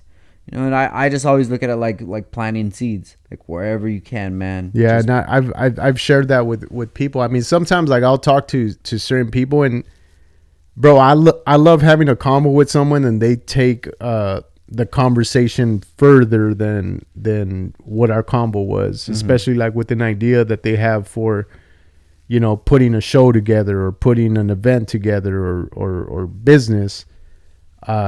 I just like to see it be bigger than what our conversation was, because that tells me like, yo, you had a conversation with me, but I know you had conversations with other people because I see it in what you've built. You know, and sometimes you have those convos with people and they're not ready, and you just got to respect the, you know, like it was still a good conversation. We both learned something off it, but you know, I'm not ready or you're not ready for it. For sure. Yeah. Yeah. And we definitely did have one of those combos about the event that we want to do with the skateboarding stuff. Oh, that's right. Yeah. And that's still something that I do want to do, but like you get those feelings inside when it's time and when it's not time. And I forgot about that convo. Yeah. For sure. And that's still something that I want to do, but just like, I know the writing on the wall, and I know when it feels right. And I know when I want it. But you know what? Right. Even when we had that convo, I don't think you had the skate shop, and we were still building on the idea was there. I remember. Yeah. So, and I remember you saying like, "Yo, my son's into skateboarding, bro." Like, and you were so happy about that. Yeah. Oh man, I'm so stoked on it. He's like I said, we just went snowboarding and we went for the second time, dude, and he is in love. Man, every time that I talk to him, all he talks about is snowboarding now. That's dope. And he's like, Dad, can we go again? And I'm like, yeah, we'll go soon, dude. It's a little expensive. So maybe I'll have Mountain High on the Right? podcast. Maybe we can get a free season pass or something like that. But yeah, I want to try to challenge myself and to do new things. You know, maybe I'll check that the Camarillo location out. You know, give it a try and flip some tires or something. Yeah, I need to introduce you to Enrique too, bro. He's good people, bro. For sure, yeah. I would love to. We've talked on Instagram a little bit, but we haven't had a chance to link up. Yeah, because you've been on the podcast. Yeah. And I know we discussed it back then, and I was like, man, you still haven't met him, dude. Yeah. You know, when you came over the other day and we were talking, you really motivated me a lot just to get back on the podcast and get this going. You know, because I think with me personally, I'll just go through waves, and man, sometimes I just don't feel like talking. Like I'm down to talk to anybody at any time, but it's like there's a difference where it's like when I'm in the zone, dude. Oh, bro, it feels so good. And there was a one time where I was doing the pod for twice a week. Yeah. And at that time, I was like, man, I'm on a fucking roll. Everything's good. And now then the episodes are like so far apart from each other. I'm just like, what the hell do I need to do to get back to that point? Mm-hmm. Because I was able to do it before, and before I knew less than I know now. So what do I have to do? And most of it is just kicking myself in the ass, you know, and having combos with people like you. And you don't have to do it twice. You could do it once for a sure. week. Yeah. You know, for sure. If you're gonna get back into the gym, you don't have to do it 4 days a week. Mm-hmm. Just do it once you get into the routine, just start adding to it. But it's like, well, I think we talked about it when I was here, where I knew I had to take my ass back to the gym, but my thing is like, I can't just jump into it, because then I'll find an excuse not to go back. For sure. And I think I told you that I've been since like right before Christmas, I started doing a mile a day. It doesn't sound like a lot, but then slowly it's 2 miles a day. Mm-hmm. So my goal is to like get my cardio right, not worry about running, and then like, you know, really hit the back to the gym, because bro, like I'm getting up there where I know, you know, as you get older, you start getting those little health scares and shit like that, and I don't want to be that dude that tells myself, shit, I should have started working out when I first thought about it. Yeah. No, you're totally right about that. And it all comes back to like that war inside of you, where you have the bitch and the boss voice, dude. Yeah. And like the bitch voice wins a lot of time because it makes a lot of sense. You know, oh, you got a lot of shit going on, especially if you do have a lot of shit going on more than anybody else in your network. It seems like you're doing a lot because you're doing more than everybody else, but only you know your true potential. Yeah. Sometimes I feel like I'm not at my full potential. Mm-hmm. And then that's with me. And then that's that war that you're having where it's like, fuck, go get on the bike, you know, go do something, go drink your water. Just, you got to stick to your disciplines. Mm-hmm. And that's one thing that I find with myself is always such a consistent battle is with the disciplines and being able to like having everything. This gives me excuses to be able to slack off, right? Because now I don't have to worry about waking up in the morning, or I don't have to have a boss that's on my ass or something. Yeah, which is, it feels nice, but then it's a gift and a curse. Because sometimes you got to push yourself, to push yourself. And that the combo that we had, just hearing about like all of the aspirations that you had with the podcast, and then how you're looking at social media, and then you're thinking the videos and all of that stuff. I'm just like, fuck, dude, like that's what I want too. I just need to like kick myself into gear. Yeah, and I mean, a convo, bro, will change a lot of things. And that's why I was telling you earlier how sometimes you'll have a conversation with somebody and to see them take it to the next level, man, we had the convo about you having Smooth in here. Mm-hmm. And I thought that was scheduled for later, and then today I walk in and you're like, "Yo, we did we did it yesterday." We did it yesterday. Yeah. So seeing things like that, I just think it's dope because, bro, like you don't know how many times like someone has shared something with me of what they wanted to do, and then someone else does it. And all they do is brag about how they had the idea, and they never executed on what the idea was. Yeah, that's another thing, bro. Like when it's yours, like with me with the Persistence Media side of things, you with Downstar, bro. Like we could have the best ideas and out there, but if we don't execute that shit, it don't mean nothing. For sure. So like that's why with you it's like I'm glad I have my team of persistence leaders where they they're on my ass. Like if I'm dropping the ball, but with you it's like you kind of have to motivate yourself. And like you said earlier, you sit back and reflect on the day at the end of the day just to see what you could do better the following day, the following week. Yeah. Cause man, those mind tricks, conversations with yourself can mess you up too. For sure. And I think that's one of my biggest challenges and opportunities is just internally. Because I've got to the point where if I want to do something, I can make it happen. Yeah. And I know all the steps in between that I have to do to make it happen. Whether it's just building this studio right here. I have the idea. I have what it wants to look like. Okay, let's get the tools. Okay, who could I put it together? Boom, and do it. And now we're here. But if I don't even allow myself to get to this point or talk myself out of it or like, I'll just do it later. Yeah. I'll just do it later. Life just piles on. And then like, hey, whatever happened to that? And then you feel like kind of embarrassed, It's like, fuck, man.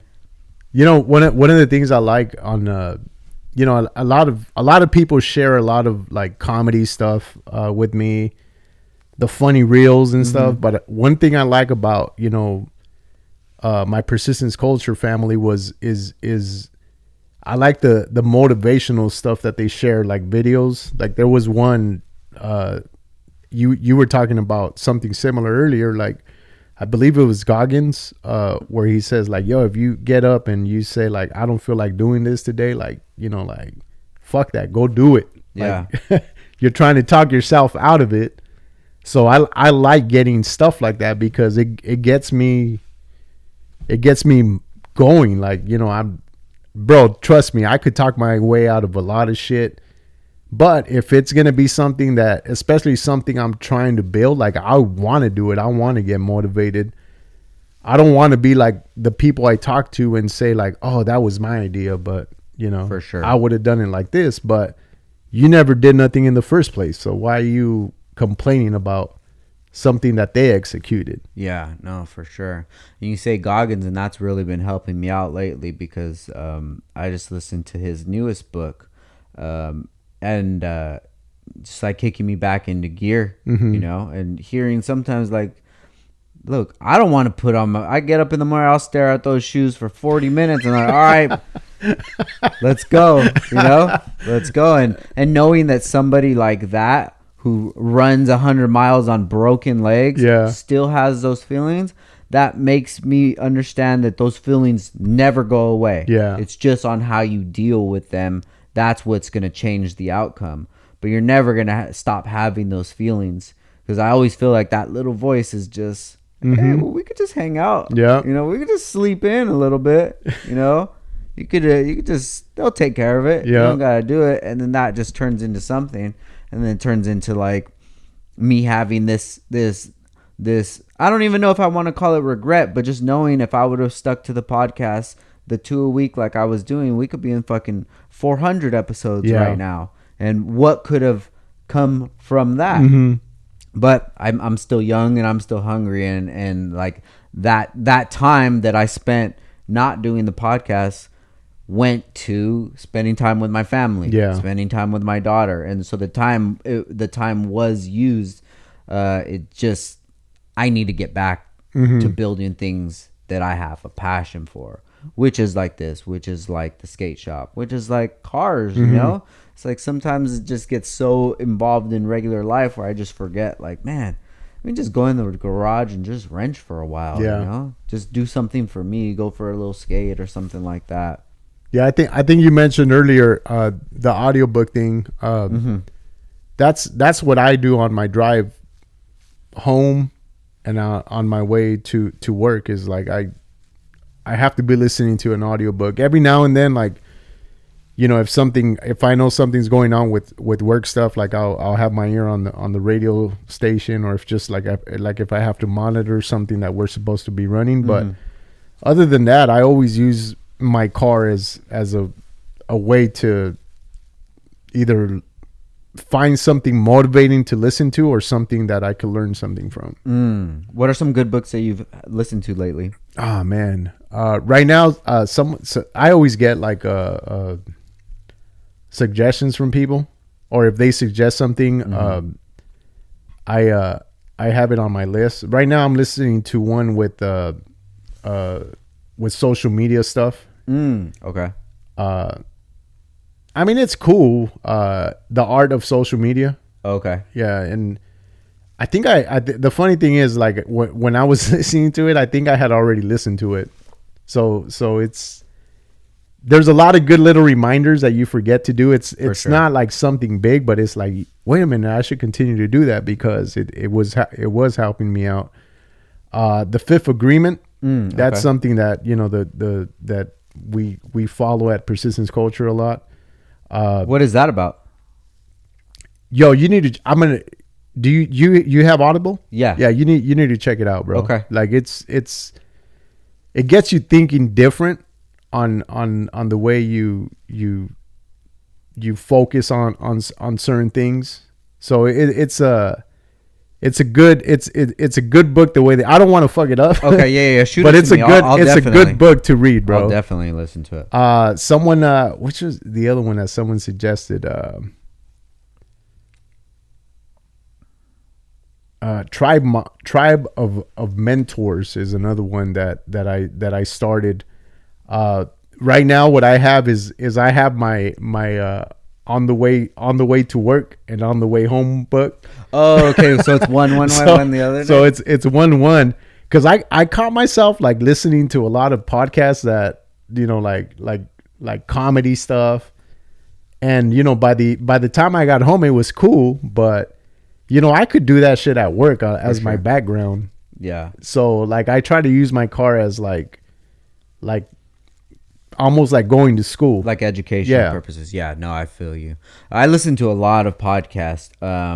I listen to the Joe Budden podcast, and that's my one a week of just like catching up on current events and laughing and joking, and it's fun, you know. But I try to limit as many of those that I listen to, and I'll listen to some Rogan, because then you'll listen to some experts in a certain field or something. And then I feel that I retain a lot of that knowledge. It sticks. But I definitely need to start listening to more audiobooks. Like, really, I listened to my first one like the last quarter of last year. Serious? Yeah, dude. Oh, wow. Yeah, and I'm just like, bro, why the fuck haven't I been doing this? And I had that stigma in my head with like, well, it's not really reading it. And then I did one, and I'm like, this is way better than fucking reading it, dude. Because what would you be doing in the car anyway? Just like listening to a pod or something, which is cool. You know, I'm still gaining knowledge from that, whether it's currently going on or people's opinions on life or what have you. But then I've listened to, the first one that I did was the Rich Dad, Poor Dad. And that one, the way that like listening to it is so much different than actually reading it. Yeah. And that knowledge, it just stuck with me. I'm like, man, if I was able to listen to that book, it's like an 8-hour book or what have you, man, I could listen to almost that whole thing at work or in one day, you know, instead of listening to some music or something like that. Whether I mean, I do love music a lot, but I'm just trying to gain as much knowledge See, as with possible. me, I get music at work all Mhm. day. So sometimes, like if I want some quiet, I'll put something in the background that's like a podcast or audiobook. But Mm. most of the time at work, it will be a podcast that I'm listening to, and on the way home, it'll be like an audiobook that I could learn something from. How do you feel about music nowadays? Do you still have a big passion for music? Yeah, I mean, I one of the things is like the my generation, like, and I got it. I get it because when I was younger, dudes my age were talking shit about the music back then. So that's going to be an ongoing thing. Uh, there's I feel there's still some good music that comes up, Mm-hmm. but I don't think I don't think in 20 years from now, like now, what are we, 2023? Mm-hmm.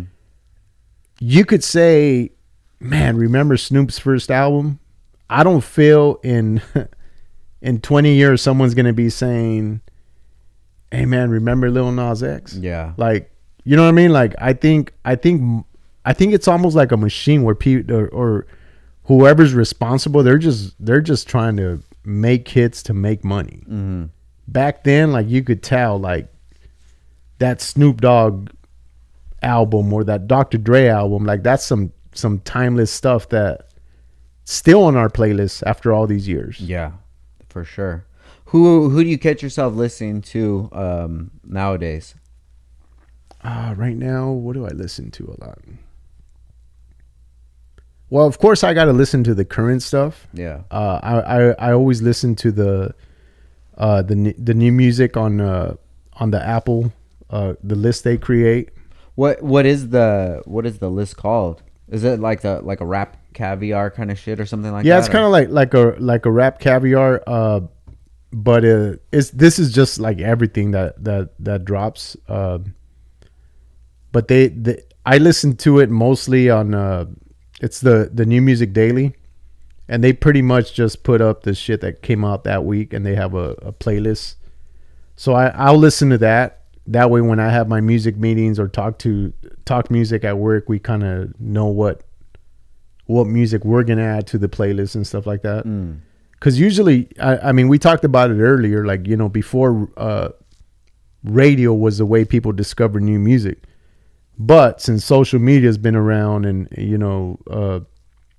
TikTok is one of the big ones that artists that blow up on TikTok get signed now. Mm. So a lot of the discovery in new artists is TikTok. So I like to listen to the New Music Daily just because a lot of that stuff is it's almost a no-brainer for stuff that's gonna come up in radio. How much do you feel like new artists are big from their talent versus their marketing backing behind them? Well, see, it's hard for me to say that because everyone's taste is different. So I could say, if you like somebody and they have a strong following on IG, I could easily tell you, like, yo, that dude's only popping because of his social media. His music is trash or whatever. Mm-hmm. But I mean, I think there's a fan base for everything. Mm. You know what I mean? Like I had this convo with someone about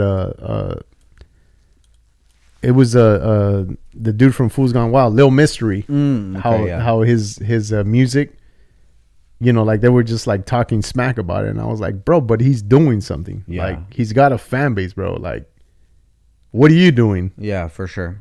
So I just feel that it don't matter like your social following. That helps with your music and everything, but I feel there's a fan base for everything. It don't matter. I mean, look at that dude, the one that Fools Gone Wild recently posted, and I think like Wiz Khalifa and a lot of artists were we're making fun of it, but he's like That punker fool? yeah. Yeah. So when you look at something like that, and then all of a sudden, like, you know, people are making fun of it, but then the more people discover them, they're copying that style almost. For sure. No, at first I was like, this is funny, but then afterwards I'm like, this is cool, man. It's cool yeah. because it's just a different take in music. Mhm. And for me, I like when people experiment with music. I like when artists go kind of try something new. Right. You know, I love Young Thug, bro.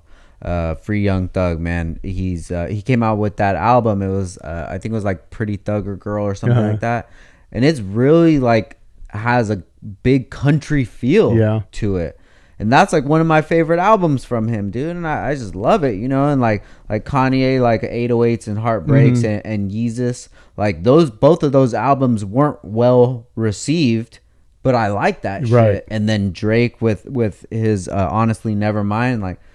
Most people hate that album, but I liked it, you know, whether it's a dance music or what have you, you know, I like that kind of shit.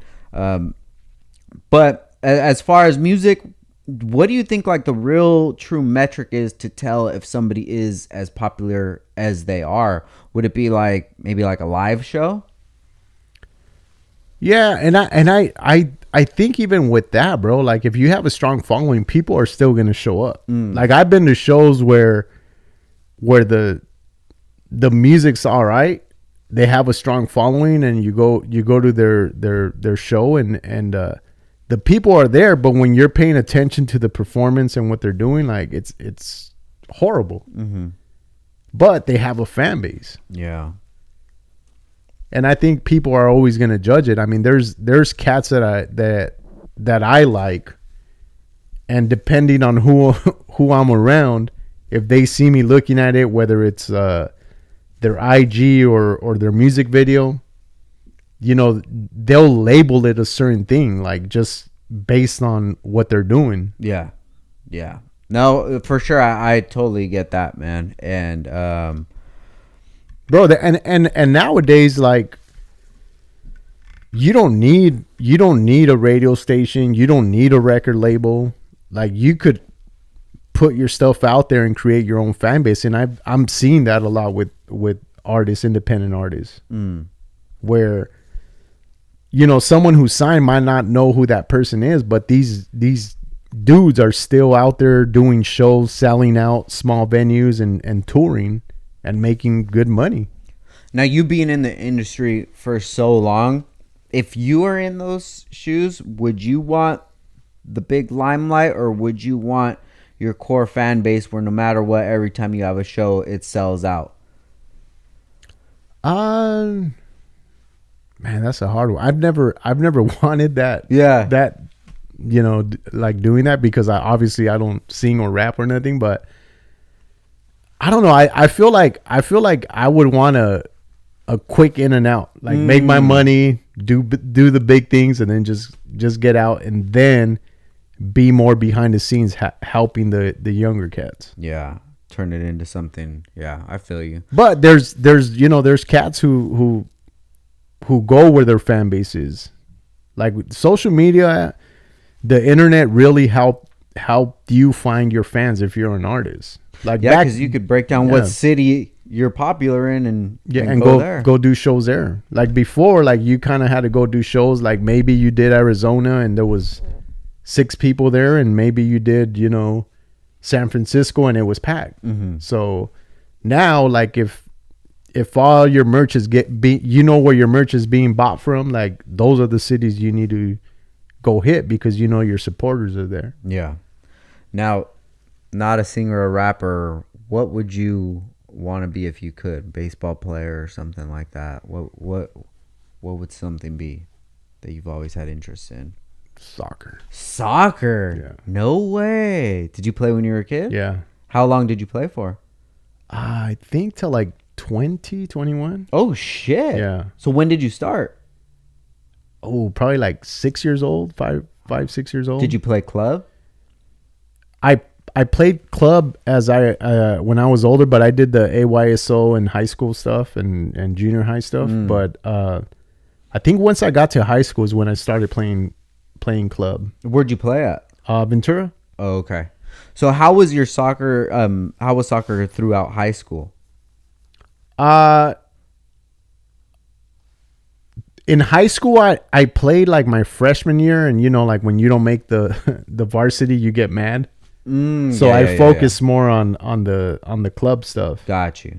But then on my senior year I got to play high school, and then but the club thing I really liked because it was a lot different than the AYSO stuff. You know what I mean? Like AYSO, it was mostly in your city, and then when you got to playoffs, then you got to go play in Camarillo. For sure. Yeah. But with club, like we traveled a lot, and it was, I was older. Obviously, it was more competitive, but it just showed me a different world of what soccer was. And soccer was, the family was just fans of the sport. Mm-hmm.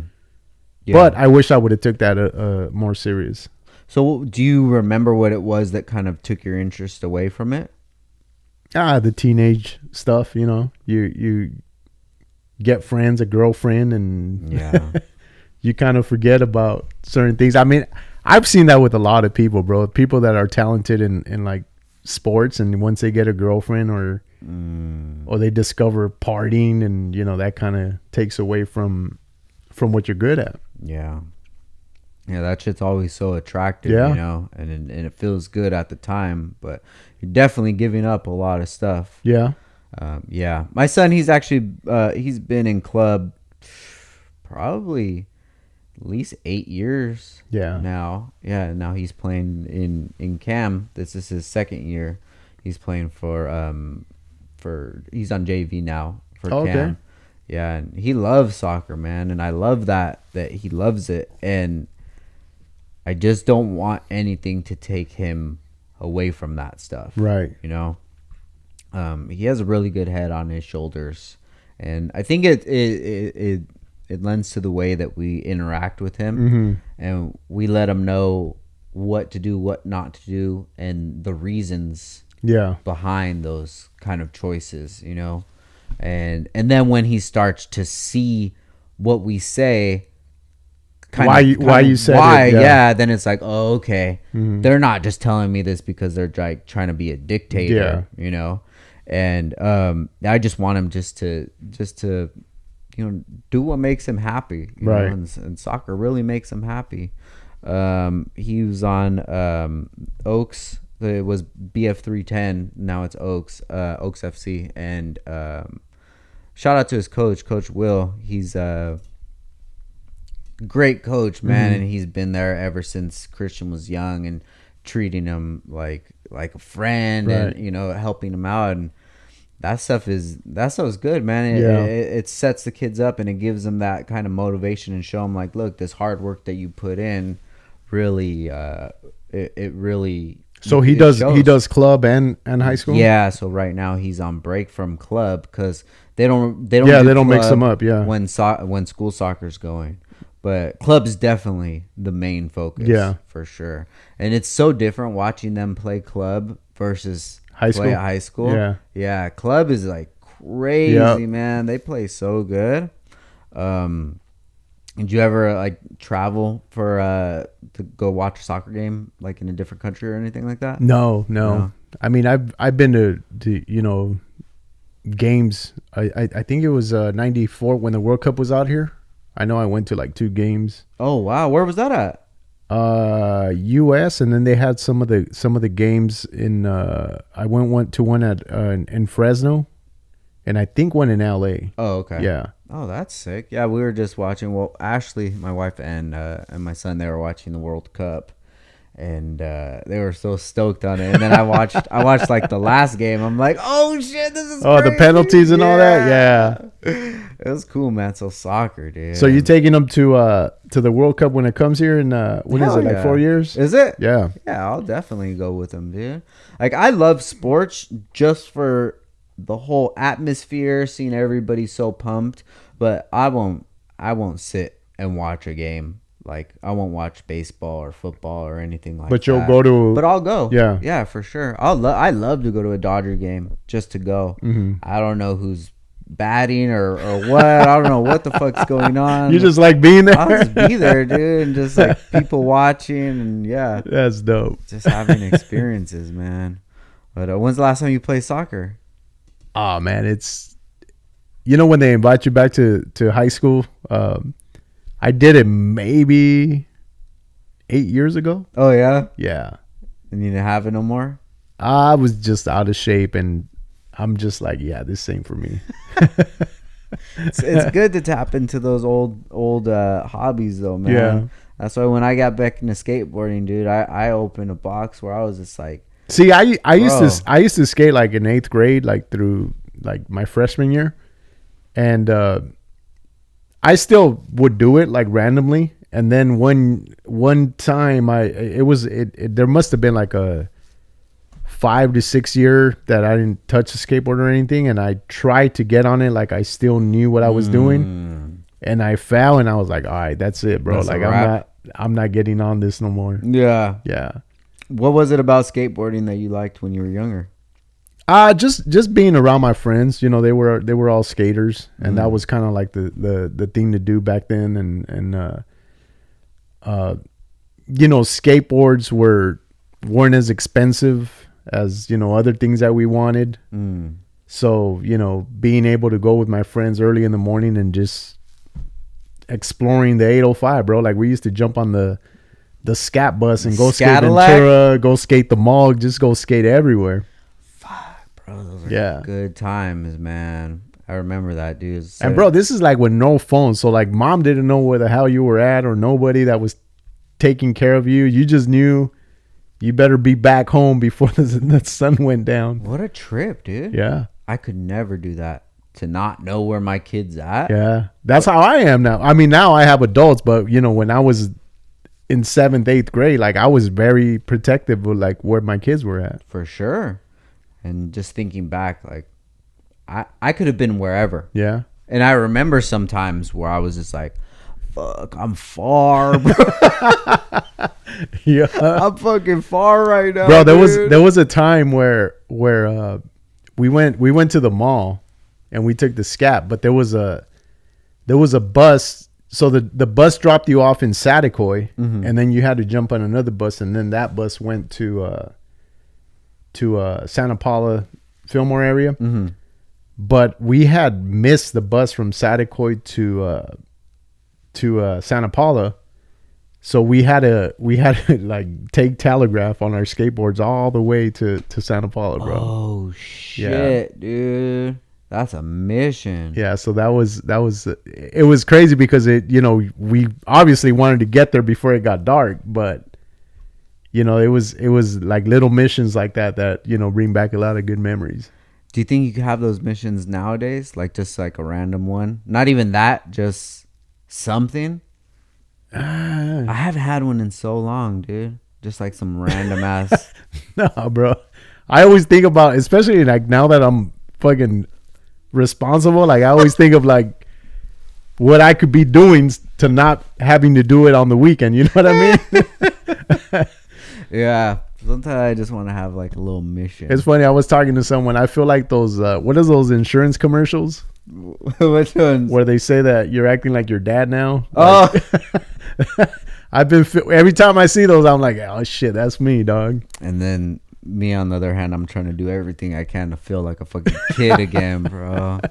I swear, dude, hanging out with my son, he's 15. I'm just like, when we hang out, I feel like I'm a 15-year-old that But drives. that keeps you active. Yeah, for sure. I love it, dude. It's such a good feeling. But yeah, I think that's like my focus now, is just to do things that kind of still tap into that feeling.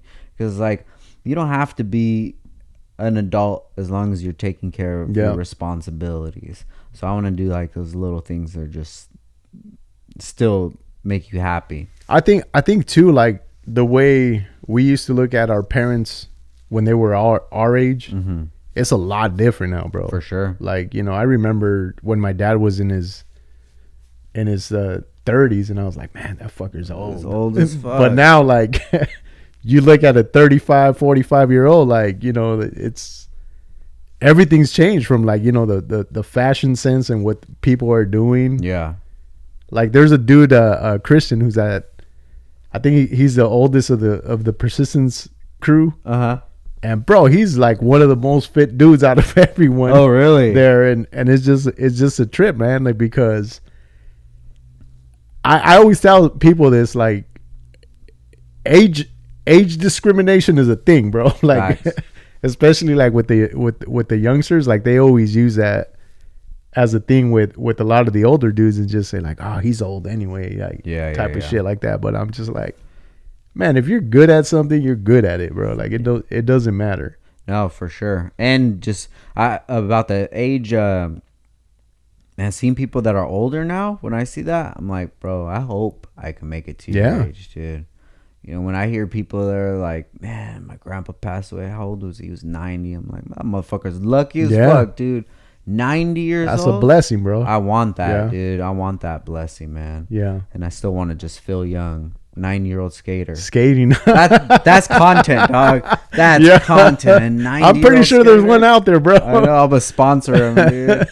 Oh shit, Mambo, dude. Thank you so much for being on the pod, bro. Nah, it's always fun, dog. Hell yeah, dude. I appreciate your friendship, your conversation, dude, and the motivation you give me, man. Thank you. Likewise, dog. Hell yeah. So before we get out of here, where can people find you and Persistence, man? I want people to check it out. So Persistence Culture on Instagram. And then, you know, there's links to everything there. Over on the radio side, DJ Mambo 805.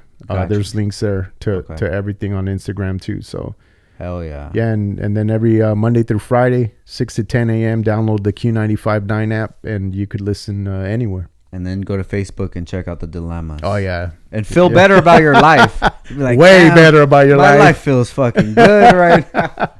Hell yeah. Hey, thank you guys for your time. Thank you for listening. Once again, this is Downtime with Downstar, and we out. Peace. Yes.